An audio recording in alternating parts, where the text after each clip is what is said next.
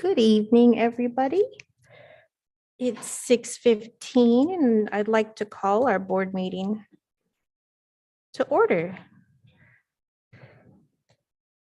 Let's see.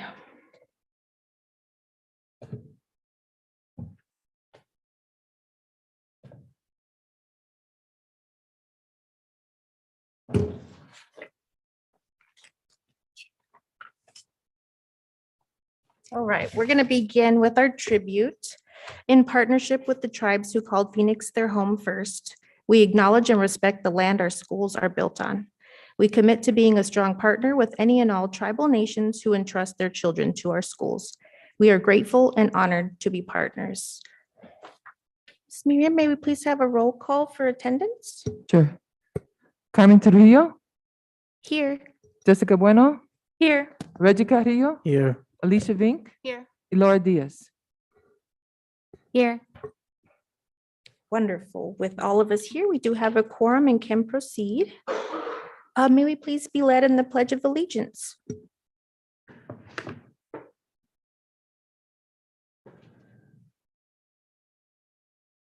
The flag of the United States of America, and to the republic for which it stands, one nation, under God, indivisible, liberty and justice for all.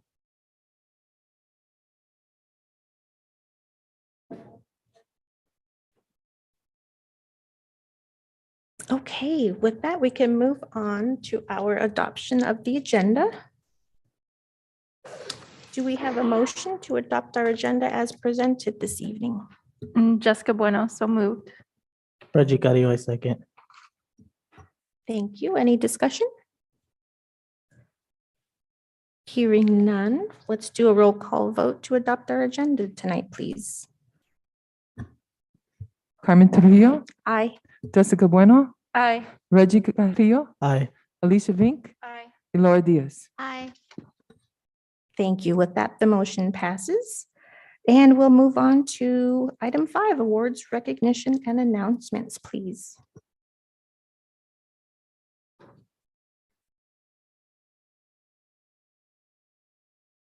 All right, our first one tonight is to talk about last Saturday. Last Saturday, the district held its 150th anniversary celebration with a community-wide picnic at Margaret T. Hance Park. Hundreds of people joined us for a day of fun and celebration. We were thrilled to have a number of special guests in attendance, including Representative Jennifer Longden of District 24, Representative Christian Solorio of District 30, City of Phoenix Mayor Kate Gallego, and council members Yasamin Ansari and Carlos Garcia, as well as former superintendents, Dr. Georgina Takimoto, Dr. Renee Diaz, Dr. Miriam Roa, and former board members, Dr. Louisa Stark and Susan Bliss. All of our schools set up booths with activities, fun activities for our children. Our federal programs, Family Center, and Human Resources departments provided information to families. And we had a number of community partner booths, including the Arizona Barrio Stories, Phoenix Sky Harbor, Harmon Library, Fossil Crates, Phoenix Youth Circus Arts, Grand Canyon University with Mascot Thunder, Peter Piper Pizza, Gentech, SciTech Institute with their mascot Nova the Gecko, the Japanese Friendship Garden, Wesley Center providing COVID-19 vaccinations and boosters, a Waymo vehicle, and our own child nutrition bus, as well as former Shaw student and staff member Desiree Figueroa, who performed with Mariachi Juvenil de mi Tierra. Mayor Kate Gallego even presented the district with a proclamation proclaiming Saturday as Phoenix Elementary School District #1 Sesquicentennial Day. If you would like to see photos from the event, please visit our website at phoenixschools.org/150-picnic, PICNIC, for photo galleries. And now we'd like to share a short video that captured some of the highlights from the celebration. Good afternoon, my name is Larry Weeks. I'm the proud superintendent of Phoenix Elementary School District, and look at this place.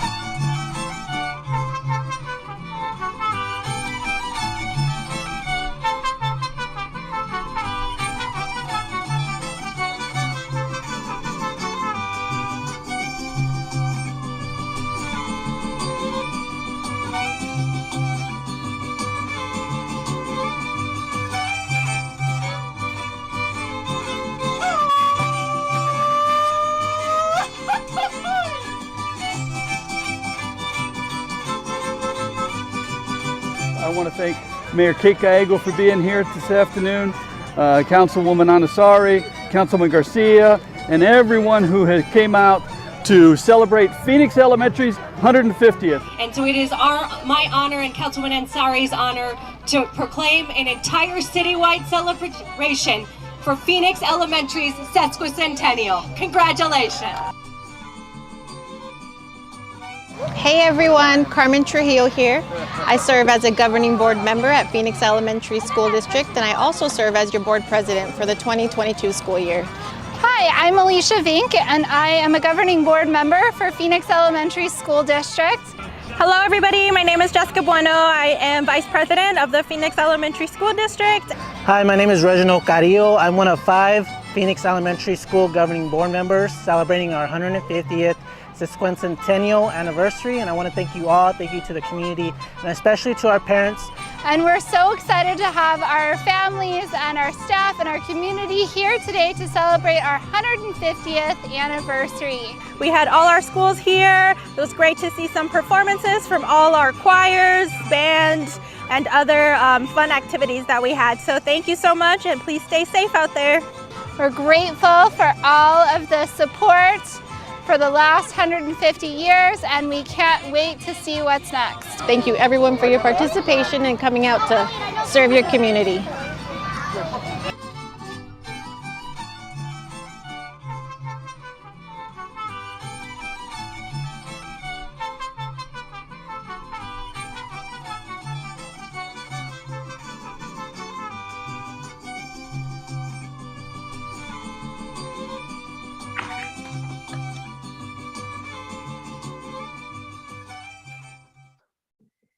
That was great. Thank you guys for sharing that. Great, thank you, and Good congratulations. afternoon, my name is Larry Weeks.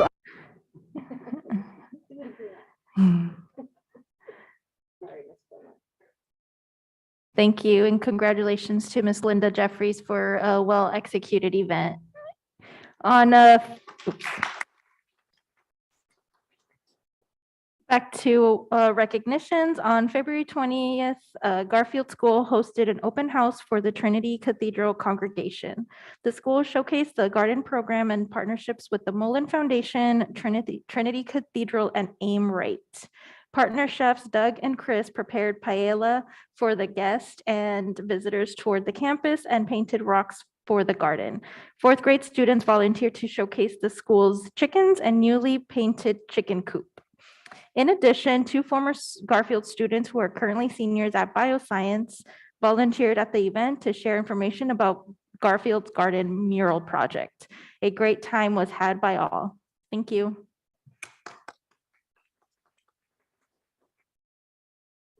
As you may have heard, Dr. Weeks is retiring at the end of this school year. And the governing board is working with the Arizona School Boards Association, the ASBA, to conduct a superintendent search for the district. The board is hosting a superintendent community forum for parents, staff, and community members to meet the superintendent candidates, hear candidates' responses to questions related to the position, and provide feedback to the governing board. The superintendent candidate forum is Wednesday, April 27th at 6 p.m. Again, that is Wednesday, April 27th at 6 p.m. at Herrera School for the Arts and Dual Language, located at 1350 South 11th Street. That's 1350 South 11th Street. And please mark your calendar, save the date, and plan to attend.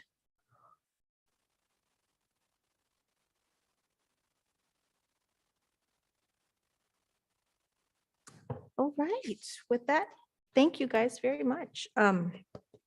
We'll move on to our Superintendent's report. Yes, Madam Chair, members of the governing board, I'd like to open by showing some appreciation to the Phoenix One Foundation. They had their annual golf tournament today. We have no idea at the moment how much they took in for the tournament, but their pride in our district came through. Lots of celebrations. I think the tournament was attended by as many folks as you might expect after the end of a pandemic. So the turnout was a little light, but at the same time, a good time was had by all. So big shout out to the Phoenix One Foundation for their continued support of the Phoenix Elementary School District. And now I would like to turn it over to Mr. Quintana as we talk about the latest COVID numbers.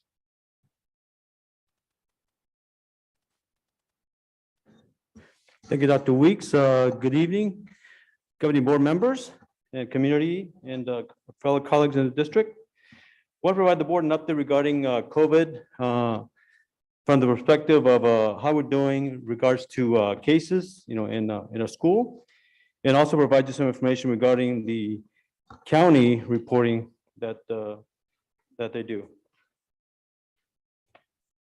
Oh, thank you. So this chart indicates the student count of cases that we have basically on a weekly basis dating back to July of this past year. And if you look at if we look at the bottom line here, the graph, the orange one, it indicates on a weekly basis how many cases we have, in this case being students, and we do have a separate chart for staff. And if you look at the trend here, the trend has been trending well, and from the standpoint that we have less cases, every week. Obviously, we had a little bit of an upswing during the Omicron variant that transpired kind of during the holidays, and since February, March going forward, we had a lower number of cases, down to 0 on the week of March 21st, 4 March 28th, and then 2 on the week of April 12th. So that's something that obviously we track on a weekly basis. We provide information by way of a board update as well. And we also want to make sure that not only the board, but also the community, saw this information. So that's on the staff side. I'm sorry, the student side. The next is on the staff. And similar trends where, again, if you look at the orange graph, it shows the fact that we did have an upswing during the holidays with Omicron. And then since then, we've had less cases on a weekly basis, down starting with 325 here on 3/5, it was 1. The following week it was 0. The following week after that was 0, and then 1. And this last week was 0. So again, the trends are very positive from the standpoint of lower cases every single week. And then this is a kind of summary, by week. And if we look at the kind of from left to right here, this shows a count of the staff that have positive case, as well as the student count. And if you look at the trend by week, it emphasizes, it looks at how we're doing overall. And the most recent week we had one total case. The week before that, on the week of the 21st, we had 2 cases, both students. The week before that, we had 1 staff and 4 student cases. We had 0 the week of a 3/7, the 2/28. That we were 4. And so, so obviously the trend is positive. So obviously that's good news for us, and we want to, continue that. And they want to share information regarding the county reporting. And I want to kind of show you in a couple of ways, because they just made a change this week in the way they're reporting the information to us on a couple of fronts. One is they actually changed the date of the reporting from a Thursday to a Tuesday. So now every Tuesday, we will be getting these reports, from the county. The other thing they changed is they basically took away the coloring system and just showed the information regarding the number of cases per 100,000 and percent positivity. So once we made this initial change this week, the following week we'll kind of get back to regular information as far as the percent positivity that we'll see. But nevertheless, though, we do see an improvement reflected by the green asterisks there in most of these zip codes. And these are the zip codes that our schools are located in. So we do see where the week before we had a positive trend in reduction in the number of cases in a couple of zip codes, 85004, 85006, 85009, and 01515. Looks like we did have an increase from the previous week in 85007. And if you look at the current week, which is the chart on the top, they were all positive trends and reduction in number of cases per 100,000, with the exception of zip code 85015. That looks like it went up slightly from 24.33. And so in general, overall, it's again, it's positive news.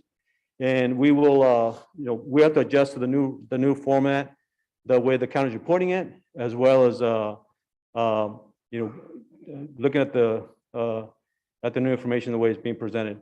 One thing we do want to add to this as well for a future meeting is the report. The county also changed the reports as the way they kind of measure the community level, and the whole coloring system that they started using several months ago. They made a change in that as well. So we're going to adjust our reporting so that it coincides with the way the county is reporting, recording out, to us. So that's something that we'll see here in the next meeting. Okay. So this is the information for today, and if there's no questions. I have a quick question Sure. just about these charts. So are we going to, as a district, continue to track our district cases? We meaning like you Like mean when students where the and families are from? staff. You mean or No, the students and staff, like from maybe one of the Oh. first slides. Oh yeah, we're going to continue. We're going to continue to track it. Yeah, there's no question. Yeah. Okay, Yeah. thank you. All righty. Thank you. Thank you, Mr. Quintana. Dr. Weeks, if there's nothing further, we can move on to item C, our community communications. Madam Chair, we are good to go. Thank you. Perfect. Miss Miriam, how many do we have this evening? We have two. Perfect. We'll adhere to the 3 minutes timeline. Forget what word I'm trying to call it, but we'll stick to that, and that's it. Thank you, Ms. Miriam. Okay, first one from Candace Bowler. My name is Candace Bowler, and I am a parent of a child whom attends Shaw. Please stop making our children wear masks. It is now clear with all the events and people doing everything without masks, we are not in a pandemic. I would like to think after seeing so many without masks at the picnic, including your Dr. Weeksley, that people do not want to wear them and don't feel they are needed. Again, as mentioned 2 weeks ago, Madison School District released a completely optional mask program that began after spring break. Gilbert School District hasn't been in masks nearly all year, and 0 children have died. This is unnecessary, and I am sure crippling our children from learning to speak, pronounce, and have correct expressions. Follow suit and stop making our kids suffer. We are not in the state of emergency. Governor Doug Ducey has ended this. It's time to make changes, as most everywhere has. If people can go to the casino, sports event, back to the office, and even doctor's offices, and Phoenix Elementary School District functions and a million other things without a mask, the world has brought back to normal. There is absolutely no reason our children are being forced to wear a mask during the school day. If a parent would still like their child to wear a mask, that should be their choice. Parents listening, you have the legal right to get your kids out of a mask. You legally have the right to make your child's medical choices per Arizona Parental Bill of Rights. It is law. If the school does not change the mitigation plan ASAP, I urge all parents who want the mask off their children to do stand up as I have and tell your school no more. It is your legal right to make medical choices for your kids. It's law. Put the power back into your hands. Questions for the board. Why are our kids still being forced to wear masks when it's clear after the picnic most don't feel they are needed? Why are they not allowing parents to opt out when requesting accommodation? Does the board know what the parental bill of rights is and that it gives parents the legal right to make all medical choices for their children? The school rules do not trump state law. Communication number 2. Good evening, Phoenix Elementary Governing Board members. This is from Nicole Goodwin. I am a first grade teacher at Whittier Elementary. I have one request regarding mask mandates. If and when you end mask mandates, I would like to ask that you leave it in the teacher and/or nurse's discretion to ask a student to mask up if they come to school sick. As we now know, there are still a few families that think seeing a smile is more important than the health and safety of the staff and other students in the school, and those people will send their students to school sick. This pandemic has taught me that when I am sick with a cold or any other transmissible illness, I will either stay at home or come to school with a mask on to protect my students and coworkers. I hope we have all learned something from this experience and can use it to keep our attendance up and keep our students smiling because they are healthy. Thank you. That's it. Thank you, Ms. Miriam. As a reminder, board members are not able to discuss items that are not specifically on the agenda. And in regards to public comment, if there's something we can't speak about, we are limited to directing staff to address those matters. And with that, we'll move on to our consent agenda. Do we have a motion to approve our consent agenda as presented? So moved. Thank you. Do we have a Reggie second? Carrillo, second. Thank you, Mr. Carrillo. Any discussion? With that, may we please have a roll call vote, Ms. Miriam? Yes. Carmen Trujillo, Aye. Jessica Bueno, Aye. Reggie Carrillo, Aye. Alicia Vink, Aye. and Laura Diaz. Hi. Thank you very much. With that, the motion passes. And I just want to welcome the new employees that are included in this consent agenda. And thank you for joining us on the journey to educate kids. And also say a very hearty thank you and farewell to anybody that is leaving our district at the end of this year. With that, we can move on to our next item. I believe it's with Mr. Quintana again.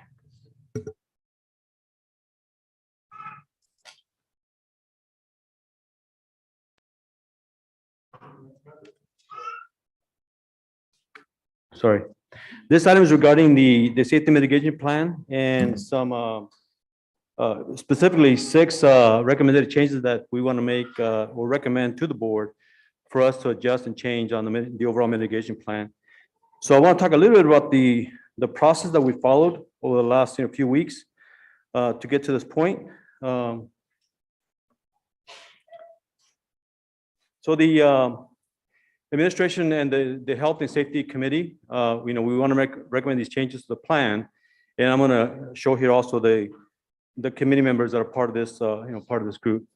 These recommendations have been reviewed by the Health and Safety Committee, as well as Healthy Verify has reviewed the recommendations with us. And in some cases, they suggested some changes that we can make to the actual recommendations. And also in some cases, we took some things out that we didn't feel were appropriate to make. So we came down to 6 recommendations that we want to present this evening. Now, we want to make sure that the board understands that these recommendations are on behalf of the overall Health and Safety Committee. And again, with feedback from Healthy Verify, and also that when we look at these recommendations, we want to ensure that they follow the science, that they follow the CDC guidelines, that they follow the American Health Department guidelines if need be. But that's something that we stress in making these recommendations. And the general idea that we're looking to do this is because we do have a low community spread, especially in this area, and we also have a lower positivity rates and near zero transmission rates within our school system. And so that's part of the reason why we feel that it's kind of the right time to make these recommendations, to the board. There's a group of, that makes up the Health and Safety Committee. And as you can see, the list is fairly long. We typically have at least 2, sometimes 3 representatives from each of the schools. It's going to be principals, IEISs, some teachers, depending on who they assign as the safety managers. And then from this group, we also have 5 individuals that are part of what we call the safety leadership team. That's made up of Sarah Sims, Chris Walford, Lynette Wilgent, Linda Jeffries, Dr. Victor Diaz, and myself. And we also had this evening a couple of principals that have joined us this evening that are part of that are also part of the overall committee. And we want to be able to, if there's any questions that that can be addressed either by Healthy Verify, or myself, or anybody that that's in the room this evening. So with that, I want to turn over to Eric Hill. Eric Hill is a representative with the Healthy Verify. He's on a Zoom call here, and we want him to talk about first of all, the process they follow in working with us and in managing our safety mitigation plan, but also as they work with us, to make recommendations or changes, how they approach, how they approach that with us, and how they work with us and making sure that they're appropriate to make, and also how they coordinate the change they want to recommend with CDC guidelines, with Department of Health guidelines. That's something that they're fully qualified to do, and they've been doing a good job with us for the last almost a couple of years. So with that, Eric, if you don't mind, can you just give us a little summary of the work you guys are doing with us? Sure. Yeah, can you all hear me all right? Yes, thank you. Welcome. Great. Thank you. Well, yes, good evening, members of the governing board. I'm glad to be with you. My name is Eric Hill, as I've been here a few times to talk with you, and I'm representing Healthy Verify tonight. And what Martine asked me to do was just give you all kind of a brief overview of Healthy Verify and how we develop our recommendations. And so, first, just by way of background, what Healthy Verify is it's a medically based certification company that develops mitigation strategies for COVID-19. So we help our clients develop plans that mitigate the risk of spreading COVID-19 that are tailored to their individual needs. And so in your case, we partnered with the district in 2020, and we prepared the document that ultimately became your current mitigation plan. And since that time, we've issued several updates as the pandemic has progressed. And I think that's really what Martine wanted me to talk to you all about specifically, and that's how we go about making these ongoing recommendations. So we view our role as basically to synthesize some of the public health guidance that's out there, or really all the public health guidance that's out there that could be applicable to you. And then we make recommendations based on that guidance that are specific to the district's needs. So we look at guidance from a whole variety of sources, the CDC, the Department of Health Services, the county, et cetera, as we put together our recommendations. Now at the same time, we also look at what is going to be feasible for you to do. Sometimes there are guidelines that may be conflicting. Sometimes there are public health recommendations that we've had instances where there are recommendations that our clients just simply can't implement. And so maybe they need to have kind of a backup strategy, and we'll help them put that together. So not every public health recommendation that's out there is necessarily going to be a Healthy Verify recommendation. That said, every Healthy Verify recommendation that we make is made with the approval of our medical director, Dr. Moran, who is an infectious disease specialist with the Barrow Institute. So all of our recommendations come from a doctor who is very familiar with the transmission of COVID-19 and really what's happening on the ground here in Arizona. So I guess kind of to sum it up, there's really 2 components of a Healthy Verify recommendation. The first is that it's basically an aggregation of the current public health guidance that's out there that's applicable to the district. And then the second is that it's a recommendation that's coming from a physician that's very familiar with infectious diseases.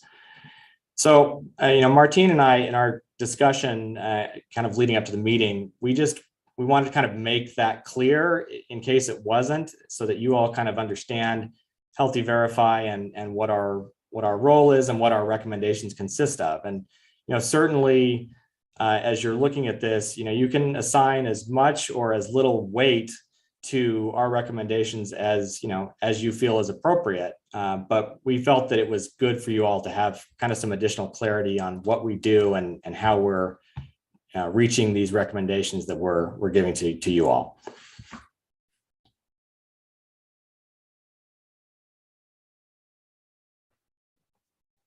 Great, thank you, Eric. Appreciate that. So with that, I mentioned we have 6 specific recommendations, and I'm going to list those out so we can the board can discuss, as needed. The first one is to reduce the quarantine period from 10 days to 5 days, and that would apply to everyone, students as well as staff. We also want to eliminate the mandate for mask wearing and basically make mask wearing voluntary and optional. We're still going to encourage it, but we do not want to make it, we don't want to mandate, any longer.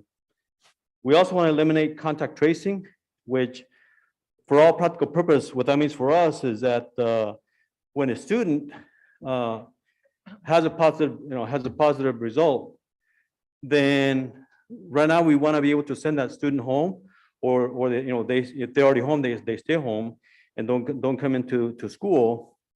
But also, if it would eliminate any kind of contact tracing, so that if other students have been close to the individual, we will not send any other students home aside from the person, student that was affected, that has a positive case. And that's kind of the biggest difference here. And part of that has been a result of the contact tracing and the actual contact guidelines. They have not been followed, consistently across the board, because it's difficult to kind of distinguish, how each person is going to interpret the policies. So in some cases, in some schools, right now it is being followed where if a student has a positive case, nobody else goes home. In another school, you may have a situation where a student has a positive case or a positive result, and the entire class goes home because in their mind, they feel that either the teacher or the principal feels that they've been in close contact. So it has resulted in some cases where really students have been sent home when they really shouldn't be. And so that's something we want to try to avoid. But that's what this one means, is that basically by eliminating contact tracing, the only person and student or staff that will be going home or staying home will be the person that has a positive result. The other one is eliminate social distancing on buses. Right now, as we're following the same guidelines we set up, back, a year ago, where we're alternating seats and trying to keep the 3 or 4 foot distance. And so right now we feel that we are ready to eliminate that social distancing, and also have the bus system, transportation system, be more efficient and be able to transport more kids more efficiently to and from school. The other item is that we want to open up the drinking fountains. Right now we have a kind of general drinking fountain. We also have the ones that you can actually, go in and get your water on a water bottle or something like that. Those are open right now. The ones that you can go in and get your own water in your bottled water. But we also want to lift the restrictions so that all drinking fountains, can be used. And it's really driven because, again, the low transmission rate and the lower amount of cases. But also we want to make sure that our students especially are properly hydrated. Obviously if they're out there and recess and running around as it gets hotter, we want to make sure that they are staying fully hydrated, which right now that is a concern of ours that, that they're not. And so that's why we wanted to, open this up again. We also want to eliminate the restrictions for visitors and volunteers. And basically what that means is that we're still gonna not let volunteers or visitors come in, if they're, if they have positive signs or symptoms. But we do want to eliminate the restrictions so that they can come visit the school or volunteer for particular services. It also has an impact of if we have events, for example, that are coming up with graduations, that we want to make it more open to the public and parents, obviously, for them to attend those, those events. So those are the 6 specific recommendations. So administration requests approval of the recommended changes to the mitigation plan, and that's something that we'd like to request, this evening from the board.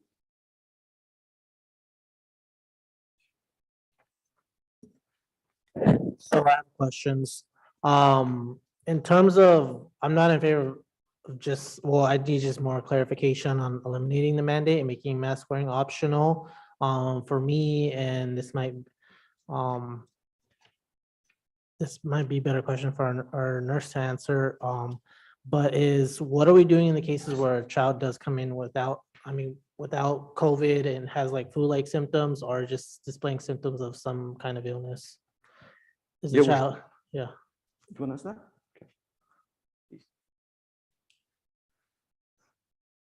Good evening, Board. Good evening. We hope that the teachers are sending any students that they feel are ill or sending them to the nurse, and we will take their temperature, check them out. And if they're ill, we're going to try to send them home, Mhm, regardless of a mask or not. mhm.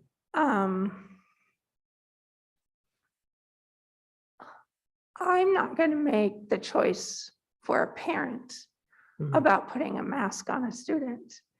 If I get a hold of the parent and can ask, if it's a runny nose or a cough, but if I can get permission, we keep some general medications and we have a standing orders from a doctor.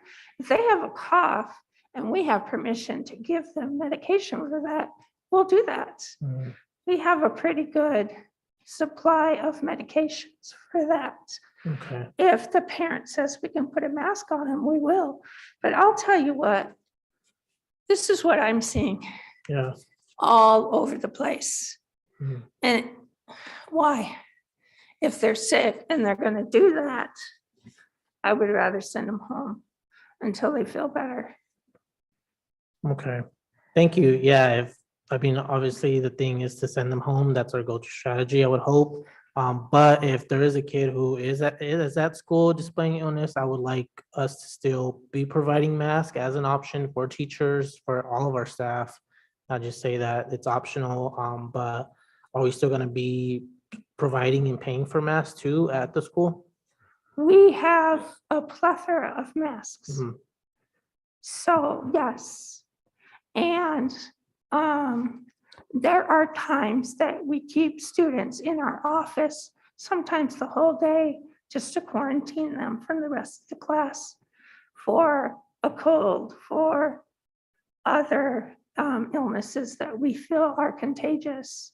And because the parents at work and can't have their phone on, then we would rather quarantine them that way. Okay.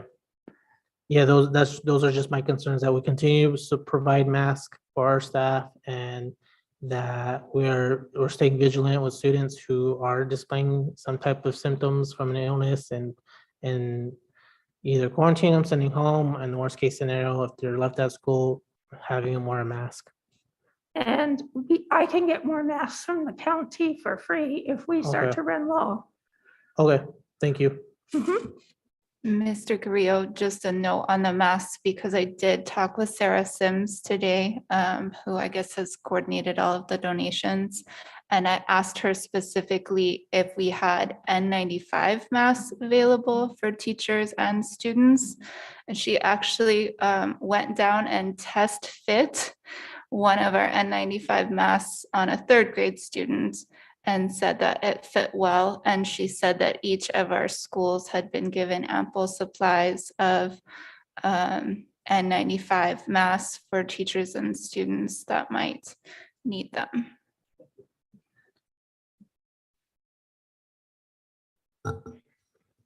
Thank you very much. I wanted to ask, just to kind of have an out loud conversation about it, that I do hear the recommendations. I do see why we are making these changes, but what other precautions are we taking to make sure these changes are most successful, as in making sure we're providing masks? What other stuff is getting done as far as maybe increased cleaning at the drinking fountains, like that kind of stuff? Or is there anything that you could speak to about extra precautions that we're taking to be able to make these changes? Yeah, yeah. As far as like you mentioned cleaning, that's something we're continuing. And right now, our protocols call for daily extensive cleaning of all the classrooms, and we'll add the drinking fountains to that, so they get cleaned extensively every single day. We have considered possibly reducing the frequency, but at this point we're not making that recommendation. So we're going to keep daily cleaning, in the classrooms and the drinking fountains, on a daily basis. We are, as far as other things, we are making sure that we have ample supply of masks. We want to make sure we keep that on hand. We're also trying to obtain more tests, so that if a student that does need to take a test, and they can do it at the school. There is some supply issues there, but that's something we're working on to make sure we have that available as well. But that's something. So we're going to continue with the disinfecting, not just the cleaning. Also with the water fountains, Chris Wolverd wants to get the water tested because they've been off for so long before we allow the children to drink out of them.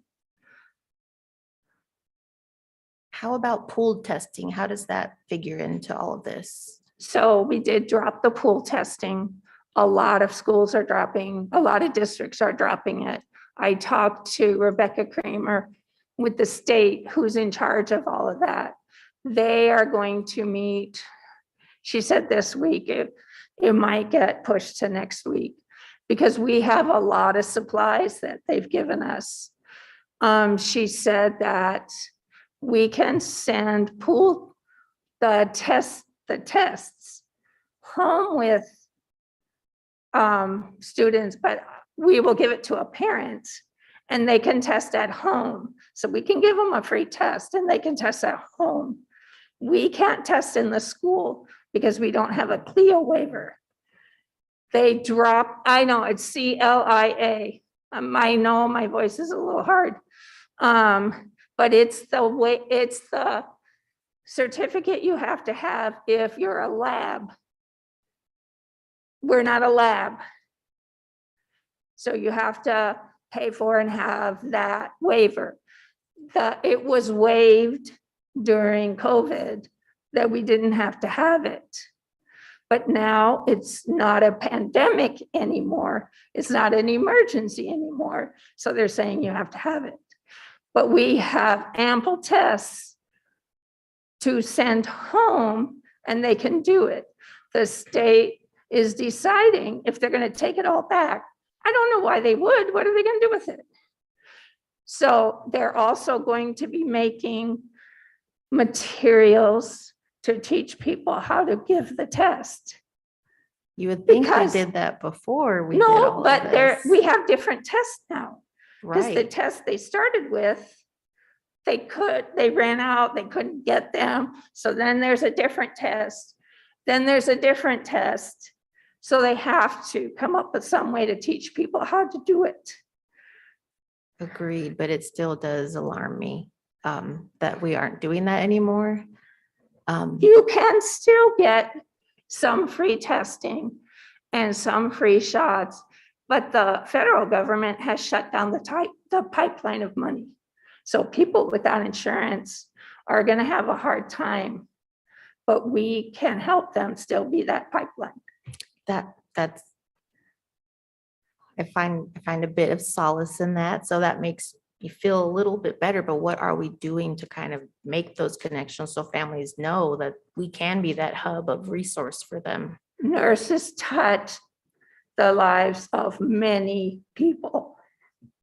Do We you feel do. comfortable holding that responsibility Yes, the way it is now? yes, because we'll touch maybe 10 people in a morning who then tell their neighbor and their cousin and their husband, and then they touch 10 hands. Yes, I do. And is this maybe the only notification that we're planning No. to? Once we get some material from the state, and I just talked to her yesterday morning, then we can start to use our phone. And we can get the information out other ways. So that might have been the meeting you were referencing as next week, Yeah, maybe? Okay. well, I just know how time flies. Absolutely, but also just want to make sure we're not missing any We're opportunities. not gonna miss them. We're at a 3% positivity in the county. That's low, but it's not zero. Right, right. Okay. Yeah, now, I mean, Madam President, when it comes to communication, that is something that, depending what the board decides on these changes, that we do have a communication plan that, we want to get out to the community. And that'll include information regarding the pool testing that, that we can continue, getting the message out to them as well. Not a question, just a comment for you, Dr. Quintana, and the rest of the cabinet is also our Family Resource Center might be another way that we're providing resources now about COVID or just about health if we're not already talking about that or reaching out to partners in that area. Yes. Mhm. I have just a couple of questions. First, I just want to say how grateful I am to the team and our entire Phoenix L community for the work that they have done and the commitment to safety and to science. We really have been committed to following scientific guidelines.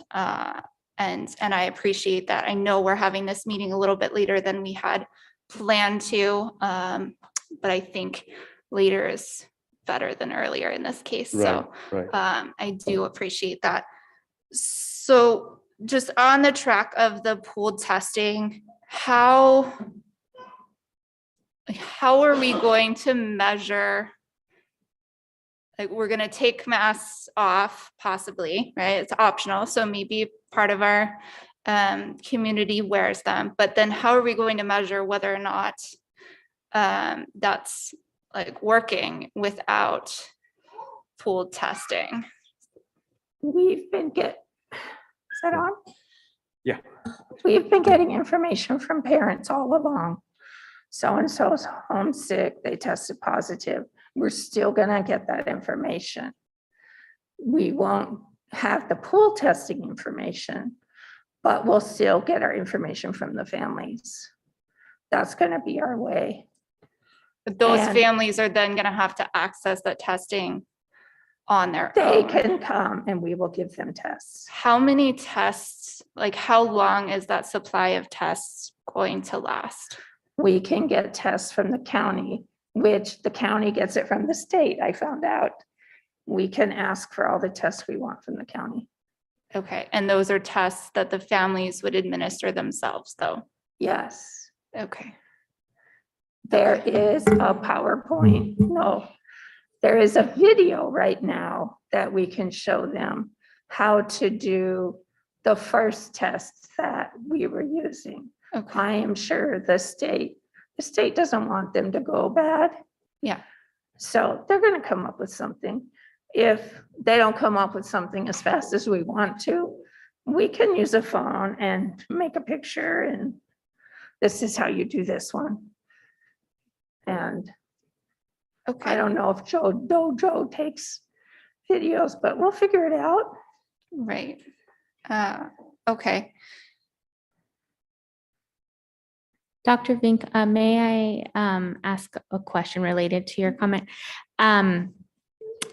as an ASU employee, I know that ASU has several drop boxes around the community where pretty much anyone can go and get their testing kits as well. If you're a community member, you just have to register as a community member through, I think, the Department of Health, but you can literally pick it up, take it home, and there's no requirement on, or like cap.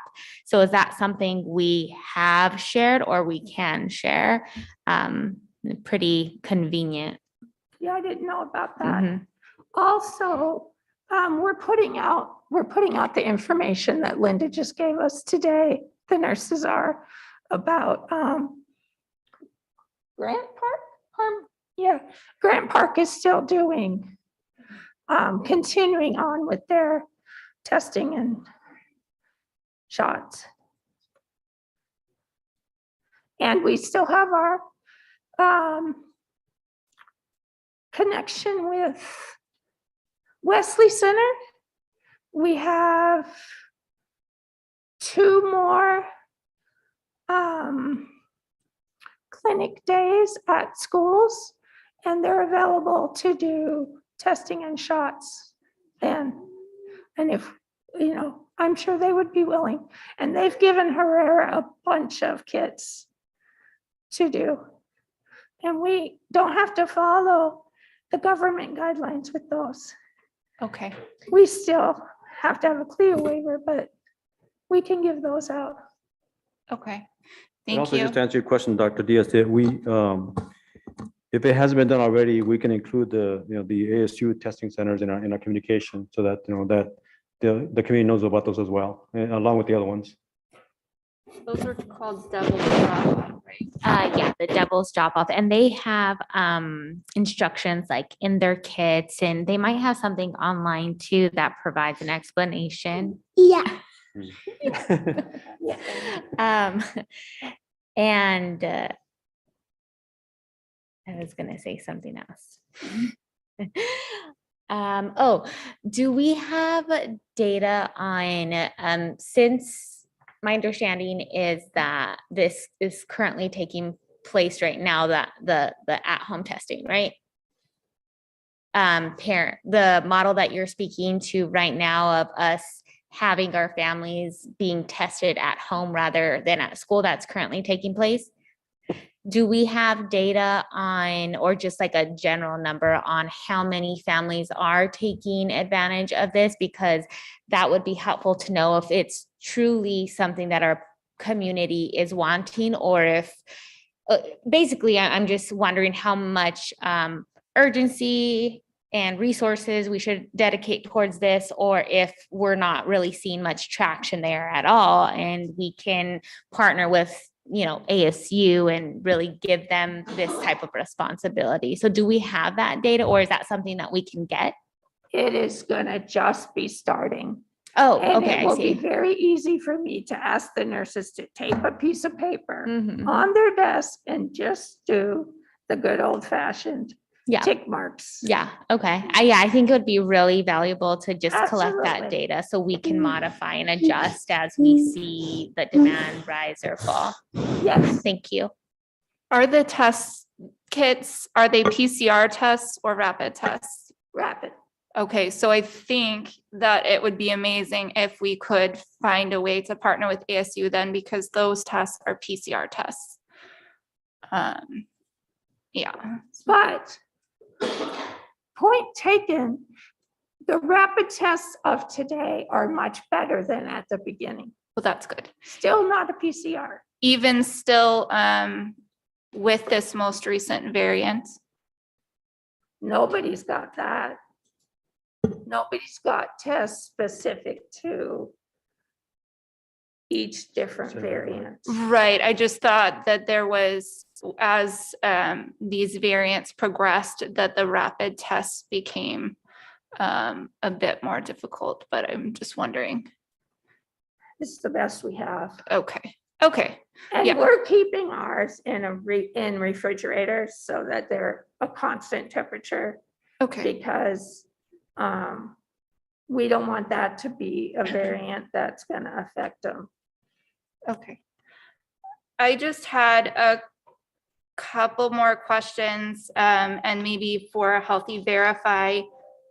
There are a couple of items on here that do not explicitly follow the CDC guidelines. The 5 days, it says in the CDC guidelines that they should still wear a mask or not go places where they can't wear a mask for 10 days. So I'm just wondering. That was published in January. Actually, I have the one from March 30th, 2022 Okay. here, and it's still on there. So I believe that you're referring to the quarantine and isolation guidelines from March 30th. Does that sound right? Correct. Okay. And so your question is whether our recommendation with respect to returning from school after 5 days, whether mask wearing should be required for those persons. Am I following you, or? Well, sort of. I'm wondering how we would even have a student wear a mask and still, our students, I believe on most campuses are still eating breakfast in the classrooms, and then most of them are utilizing their cafeterias. So they wouldn't necessarily be able to keep a mask on all day. Right. Well, so I guess with respect to students that have tested positive that are coming back after 5 days, we've found that certainly, what you described with eating and so forth, there's a lot of sort of logistics problems that come with a policy that would require a student who had tested positive to wear a mask for 5 days subsequent to their return. And so that's really why we don't recommend it, and we recommend that it be optional for those students, because just as a practical matter, it's not something that most of our clients are able to do. With respect to not only what you described, but also situations where you have, a student that's forced to wear a mask. I believe one person described it as like a scarlet letter, and that caused a big uproar with parents and so forth. And so that's really the basis of the 5-day recommendation with the masks. As far as some of the other items, like the rest of that guidance that you referenced, that's talking about quarantine. Most of that is talking about quarantine for close contacts. And this is kind of a situation as far as the CDC's recommendations go, where it's a bit of a catch-22, because the CDC is making the recommendation that close contacts quarantine for a certain amount of time there. At the same time, the CDC is also recommending that universal contact tracing be concluded. So they're telling you that you can quarantine close contacts, but they're taking away the method by which you would track close contacts. And so it's really kind of a judgment call as to whether you continue or you don't. And in Healthy Verify's view, you don't need to do that. It's really the overriding conclusion of contact tracing that we recommend here. Okay, so I just want to go back to the positive COVID case. Sure. Are students still contagious on day 6? So that's a medical question that I would have to defer to Dr. Moran on that. I will give you my my thoughts and on the basis of her recommendation, which is that the risk of a student on day 6 that would be like if a student was contagious on that day and was in school not wearing a mask is low, which is why Healthy Verify made this recommendation. But as to the specific level of risk that's associated with that, I I regret that Dr. Moran isn't here, but I wouldn't want to speculate on that. Yeah, it would definitely have been appropriate for Dr. Moran to be here. That is my concern, is that the CDC has made a guideline, and as a district, we have really stuck with those guidelines, saying that students who are positive should mask or stay home for 10 days. So that is my biggest concern with that guideline. And I agree that having students mask when masking is largely optional definitely is a bad plan. I don't think that that is feasible.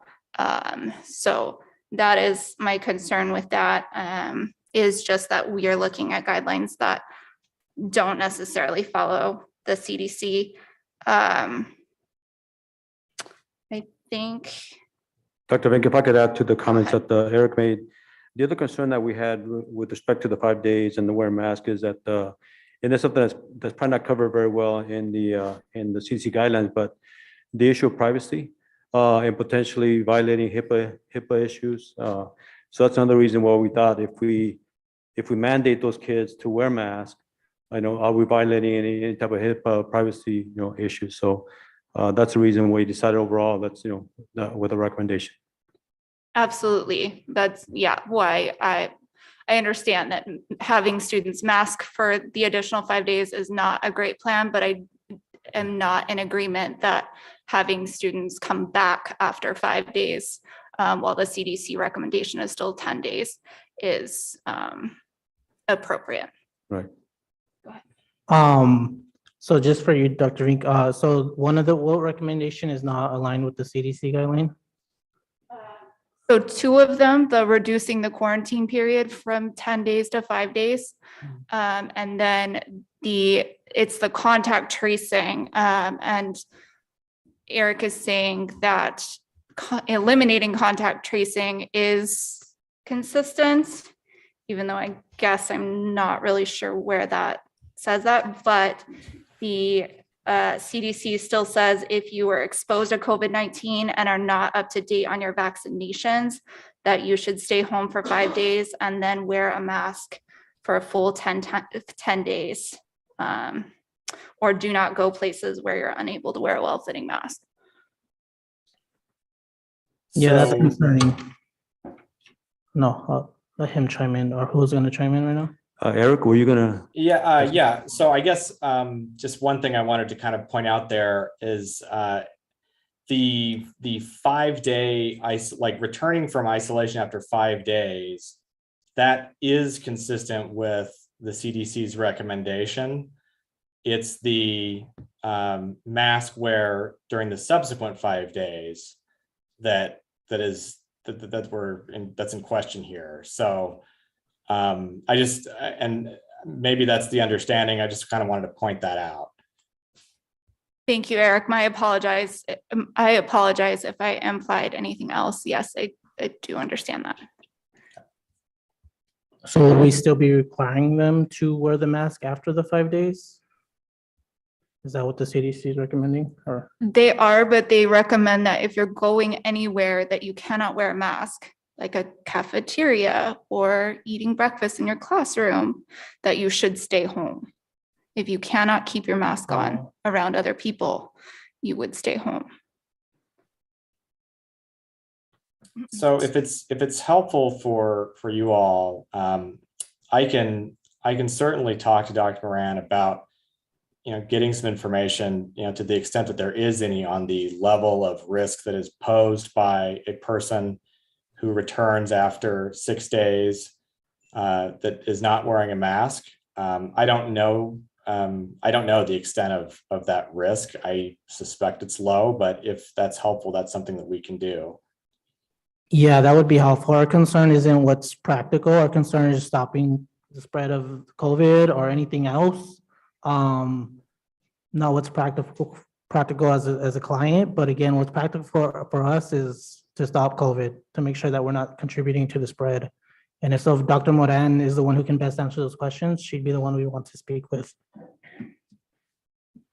Understood.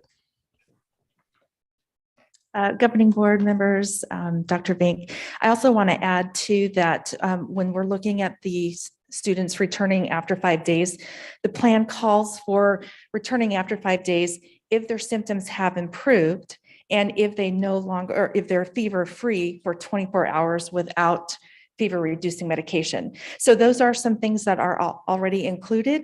And then our nurses do a great job of monitoring those students when they come back. And if they're still showing symptoms or if they're still having fever, then those kids will still be recommended to stay home.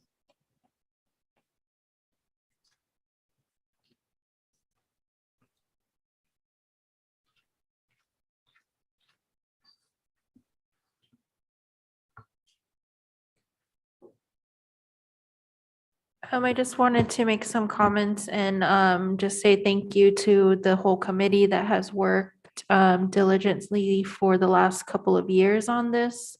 And we really appreciate your time and energy to keep our district and community safe.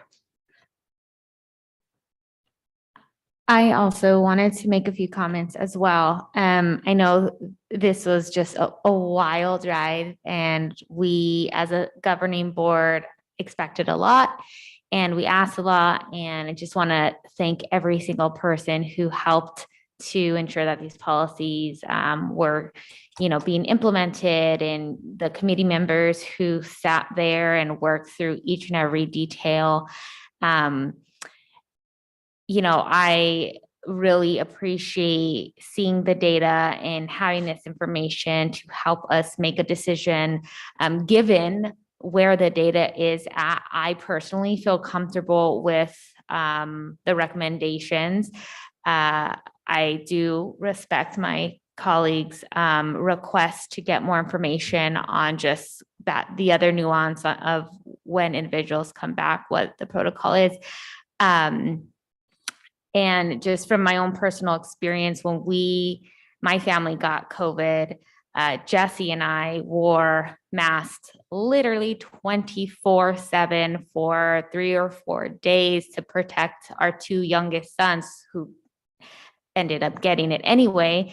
But man, I just felt, just thinking about these little kids in masks all day long. I know we want to protect everyone, and it's, we're doing the best that we can, but I would feel so sad if my Teddy or Lou had to wear masks all day. And given where the data is right now, I definitely support these recommended changes. So, thank you. What do you think, Dr. Vink? I'm wondering, so I'm not comfortable approving this as is because it does not follow CDC guidelines, especially without Dr. Moran to answer. I would be comfortable approving the changes, the mask wearing, the drinking fountains, the visitors, and the distancing on buses. But I mean, that's up to everybody else on whether we make an amendment or go for a vote. I would support an amendment to what you say as the CDC guidelines, for also supporting the mask wearing option and then everything else. But again, I'm not comfortable with what doesn't abide by the CDC guideline or until we get updated information. Mr. Quintana, what date does the district want all of this to take place on? Well, some of the things that some are more critical, at least to principals and the safety managers at the schools, is a mask wearing piece. That if we can make that optional, as soon as possible, that's something that I think they would appreciate. Some of these other things that we can, if the board desires, we can get more information and hold off on those. I would say that out of the list here, if we can kind of agree to the changes or get approval on the changes for the mask wear and make it an optional, And then we can address the question that Dr. Bink has on the, what happens after the 5th day? Do we want to wear masks? Do we not want to wear masks? You know, should, you know, what's, you know, are they continue to be contagious at that point where we can get those answers, you know, maybe possibly for the next meeting? And so obviously, you know, we're making this request. I mean, we know that some things, you know, may not, you know, you may not be in agreement. We're willing to accept, you know, the changes that, you know, that you do approve. Yes, Dr. Weeks. So I'm a parent and I'm trying to make sense of all of the protocols and the pluses and the minuses. And as a dad, what's my obligation in all of this? So for example, we say that masks are optional except for, and I think anytime we say masks are optional to the greater community, except for masks are no longer optional. And I think we need to recognize that. Whenever we have an exception to a mask optional rule, masks are no longer optional. But in terms of managing this, because principals and teachers and Phoenix Elementary staff are going to have to manage whatever the board decides. The board has positioned themselves as the manager of the health and safety plan, and that's fine.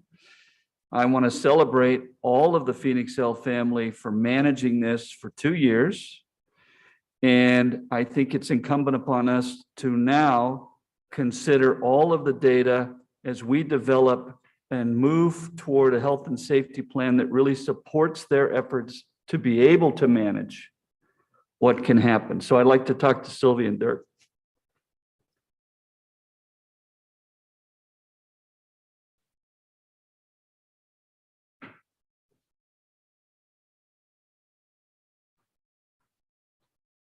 So, for example, there's a student in a classroom of 30, and this student's not feeling very well.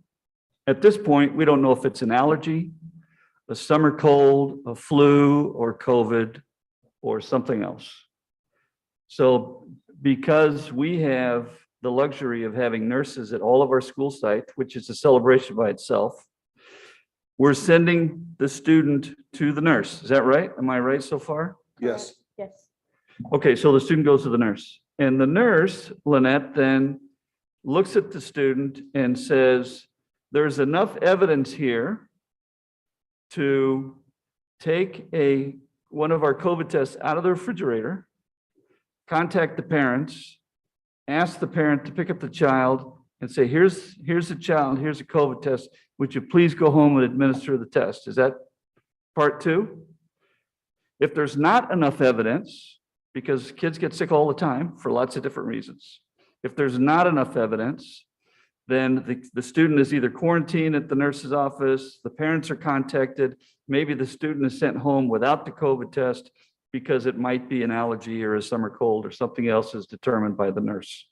So that's already messy, right? Okay, so let's say then the student goes home, the parent administers the COVID test, the student tests positive for COVID, and now the child is home for 5 days. That's the plan, right, Mr. Quintana? And Eric, you still up there, Eric? I'm here. All right, am I good so far? Because I'm a dad trying to figure this out. Okay, so my child is home now for 5 days. And so on the 4th day, I'm taking the temperature of my child. I'm not giving my child medicine anymore. My child looks pretty good. So I feel confident that based on what I've been told in a memo of some kind, that I'm okay to send my child back to school. Okay, so then you receive the child back to school and you need clear and specific direction as to what to do next. Based on what you heard tonight, guys, what are you going to do when that child returns to school? You got 30 kids in a class. You're going to mask up one student. How long is that mask going to last on that student? I don't know about you, Sylvia. I wouldn't mask the student in front of everyone else if masks are optional. On that, but when they return, they're gonna go to the nurse and get checked out when they come back to school as well. And the nurse, like Lynette said, will check the temperature, will check the symptoms, all that. If the child's fever hasn't been reduced, they gotta go back home. Just a note, the CDC website right now has a button that you can click, like if you currently have COVID or like, what do I do now? And it goes through the process. And so if a parent did click that though, it would tell them to wear a mask for 10 days or stay home. So then we would be giving conflicting guidance. And I appreciate that. I think that's part of my point now, is that we have to be very careful that as a governing board issuing changes to the health and safety plan, that we're not setting up additional conflicting messages to our families who are going to be receiving messages from us and getting frustrated. So if the plan is to, let's say, for example, bring the student back, they've been gone for 5 days, they've got no fever, they went to the nurse, they want to run back into the class with their friends, and they say, oh, but before you go, here's a mask, we need you to wear the mask. Is this something that you believe that teachers and staff and you can manage? No. No, I agree. It would be very difficult to manage because we do have to consider that students go to specials, students go to lunch.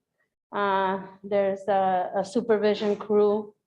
You know, I think it would take, quite some time to make sure that everyone communicates. And even then we will probably miss, one person, and that is going to be the one person that's going to supervise that kiddo for that day. I think it's a lot. Yeah. And to your point, Mr. Quintana, we've said a lot of things over the last couple of years. Some of the things that we've said have been manageable.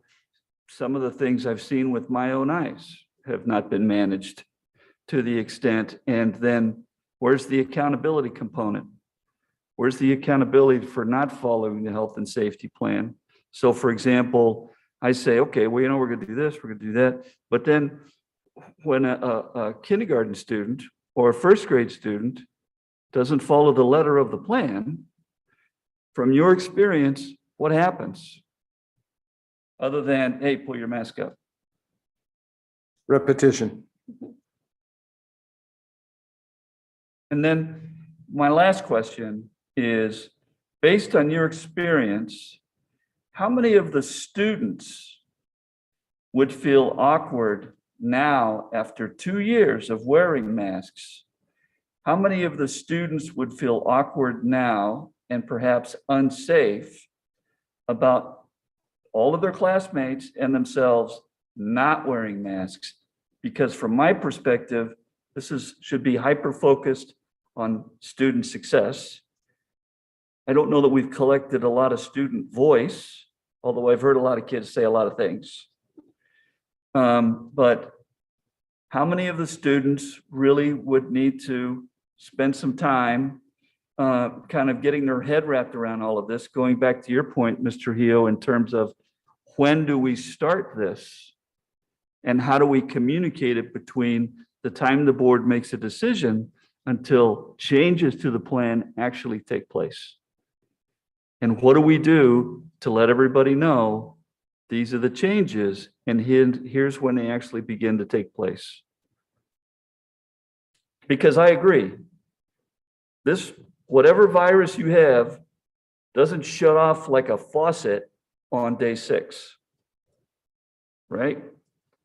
So people are smart, kids are smart, they know these things. So what's your read on student population? I think that there's definitely a need for a plan to prepare our students to be comfortable, whether they are wearing a mask or not. I mean, a mask, it's like what we're saying, it's a choice. And if they make the unpopular choice of wearing a mask, when everyone else is choosing not to. Yeah, we need to prepare both the families the students that choose not to wear a mask and the students that are choosing to wear a mask for their personal safety and well-being. So yeah, it would take some time to just sit down with kids and explain, the whole process that we're going through, show them the data and ask them for feedback on what they think of the plan. And definitely communicate that plan, with Linda and district-wide, support it at the schools on when that's going to take place, what that looks like, what it feels like. All right, thanks, guys. So from what I'm hearing, the plan should be supportive, clear, should take into consideration the audiences and those folks who have to manage the plan, and should have a timeline that really sets the stage for success. Am I hearing that right? Yes. Yes. Eric, does that sound like something that you heard from other school districts? Well, frankly, we're a little bit more directly engaged with you guys on the policy decision-making end than some of our other districts. A lot of times we make recommendations and they kind of make their own decisions independent of them. And so, but I certainly do think that what you've described is something that, we can help you walk through. And, if you need additional information to support a policy like that, we can do it. Thank you, Madam Chair. That's all my questions. I have a follow-up question to that. At any events that you guys have had or like after school events, do families tend to come without masks, families and students? No. They come with masks? The after school, sorry to interrupt you. Just The like- after school event that we've hosted volleyball and basketball in the gym, and I'd say it's maybe 60-40 on people not wearing, but we have masks right at the door if you need a mask, you need a mask. Yeah. So we hand out a lot of those during a night of basketball. Same for Garfield, yes. I'm sorry, yes. So Okay. we do provide masks for our after-school events, yes. Okay. Do you, based on your experience, do you anticipate a 60-40 split on students and families who do choose to come back and wear masks? Or do you think, more would be in favor for one over the other? I would say it depends on the grade level. Okay. I think some of the families for the younger children are, a little bit more worried, especially with the social skills that kids, need to acquire at an early age. Yeah. It's getting hot. Yep. It's getting really hot. Yeah. And, that makes it a problem, especially without the, drinking fountains available. They have to go looking for their water bottle. Kinder, first, second graders lose their water bottle every 10 seconds. So yeah, I think that the younger kiddos, probably the families would be more supportive. I think that the older ones have voice and they would, make the choice. We might see the bigger split in those grade levels, at least on my campus. I agree. Yep. Okay. That makes sense. Thank you. So if we move to approve any part of this tonight, then do we need to it sounds like coming up with some sort of plan to communicate I'm not sure right now, like how long that will take. So do we put language in there that says approve upon, etc.? Or I just don't want anyone listening tonight to go to school tomorrow thinking they're free to be unmasked. Excuse me, if I could ask principals about how much time you think we would need to communicate that and what your recommendations would be. From my perspective, I've got a young one that is really scared still and excessively washes his hands and like make sure he has masks to provide out to everybody. So I just wonder what your guys' recommendations would be on how you think we should communicate this. I feel like the culture is different at each school. So social media works for some, in person works for others. And then for some groups, maybe just bringing the items and having like something available visually to prompt a question, because where I come from, my family is not real big on asking for help or resources, and it's best to feel welcome in a space to ask those questions. So if we could hear what that communication might look like that we might need, that would help me make a better decision on what date we're doing and what wording we're gonna need to make a decision. Go ahead. I think we definitely need to start with the families and communicating the why and the data that we're using, behind the changes that are taking place. The second step would be to work on the students and put our social workers and teachers, to facilitate some lessons, to give them a perspective as to why, and then give them some voice, to let us know how they feel about that and what support they would need, to drop the mask or not drop the mask, whatever they choose, we would be there to support them. What else would we need? Dirk?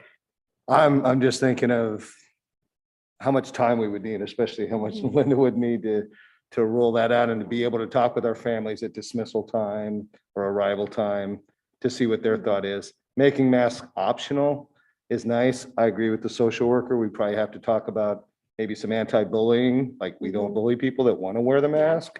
It's okay. We'd want to reinforce that.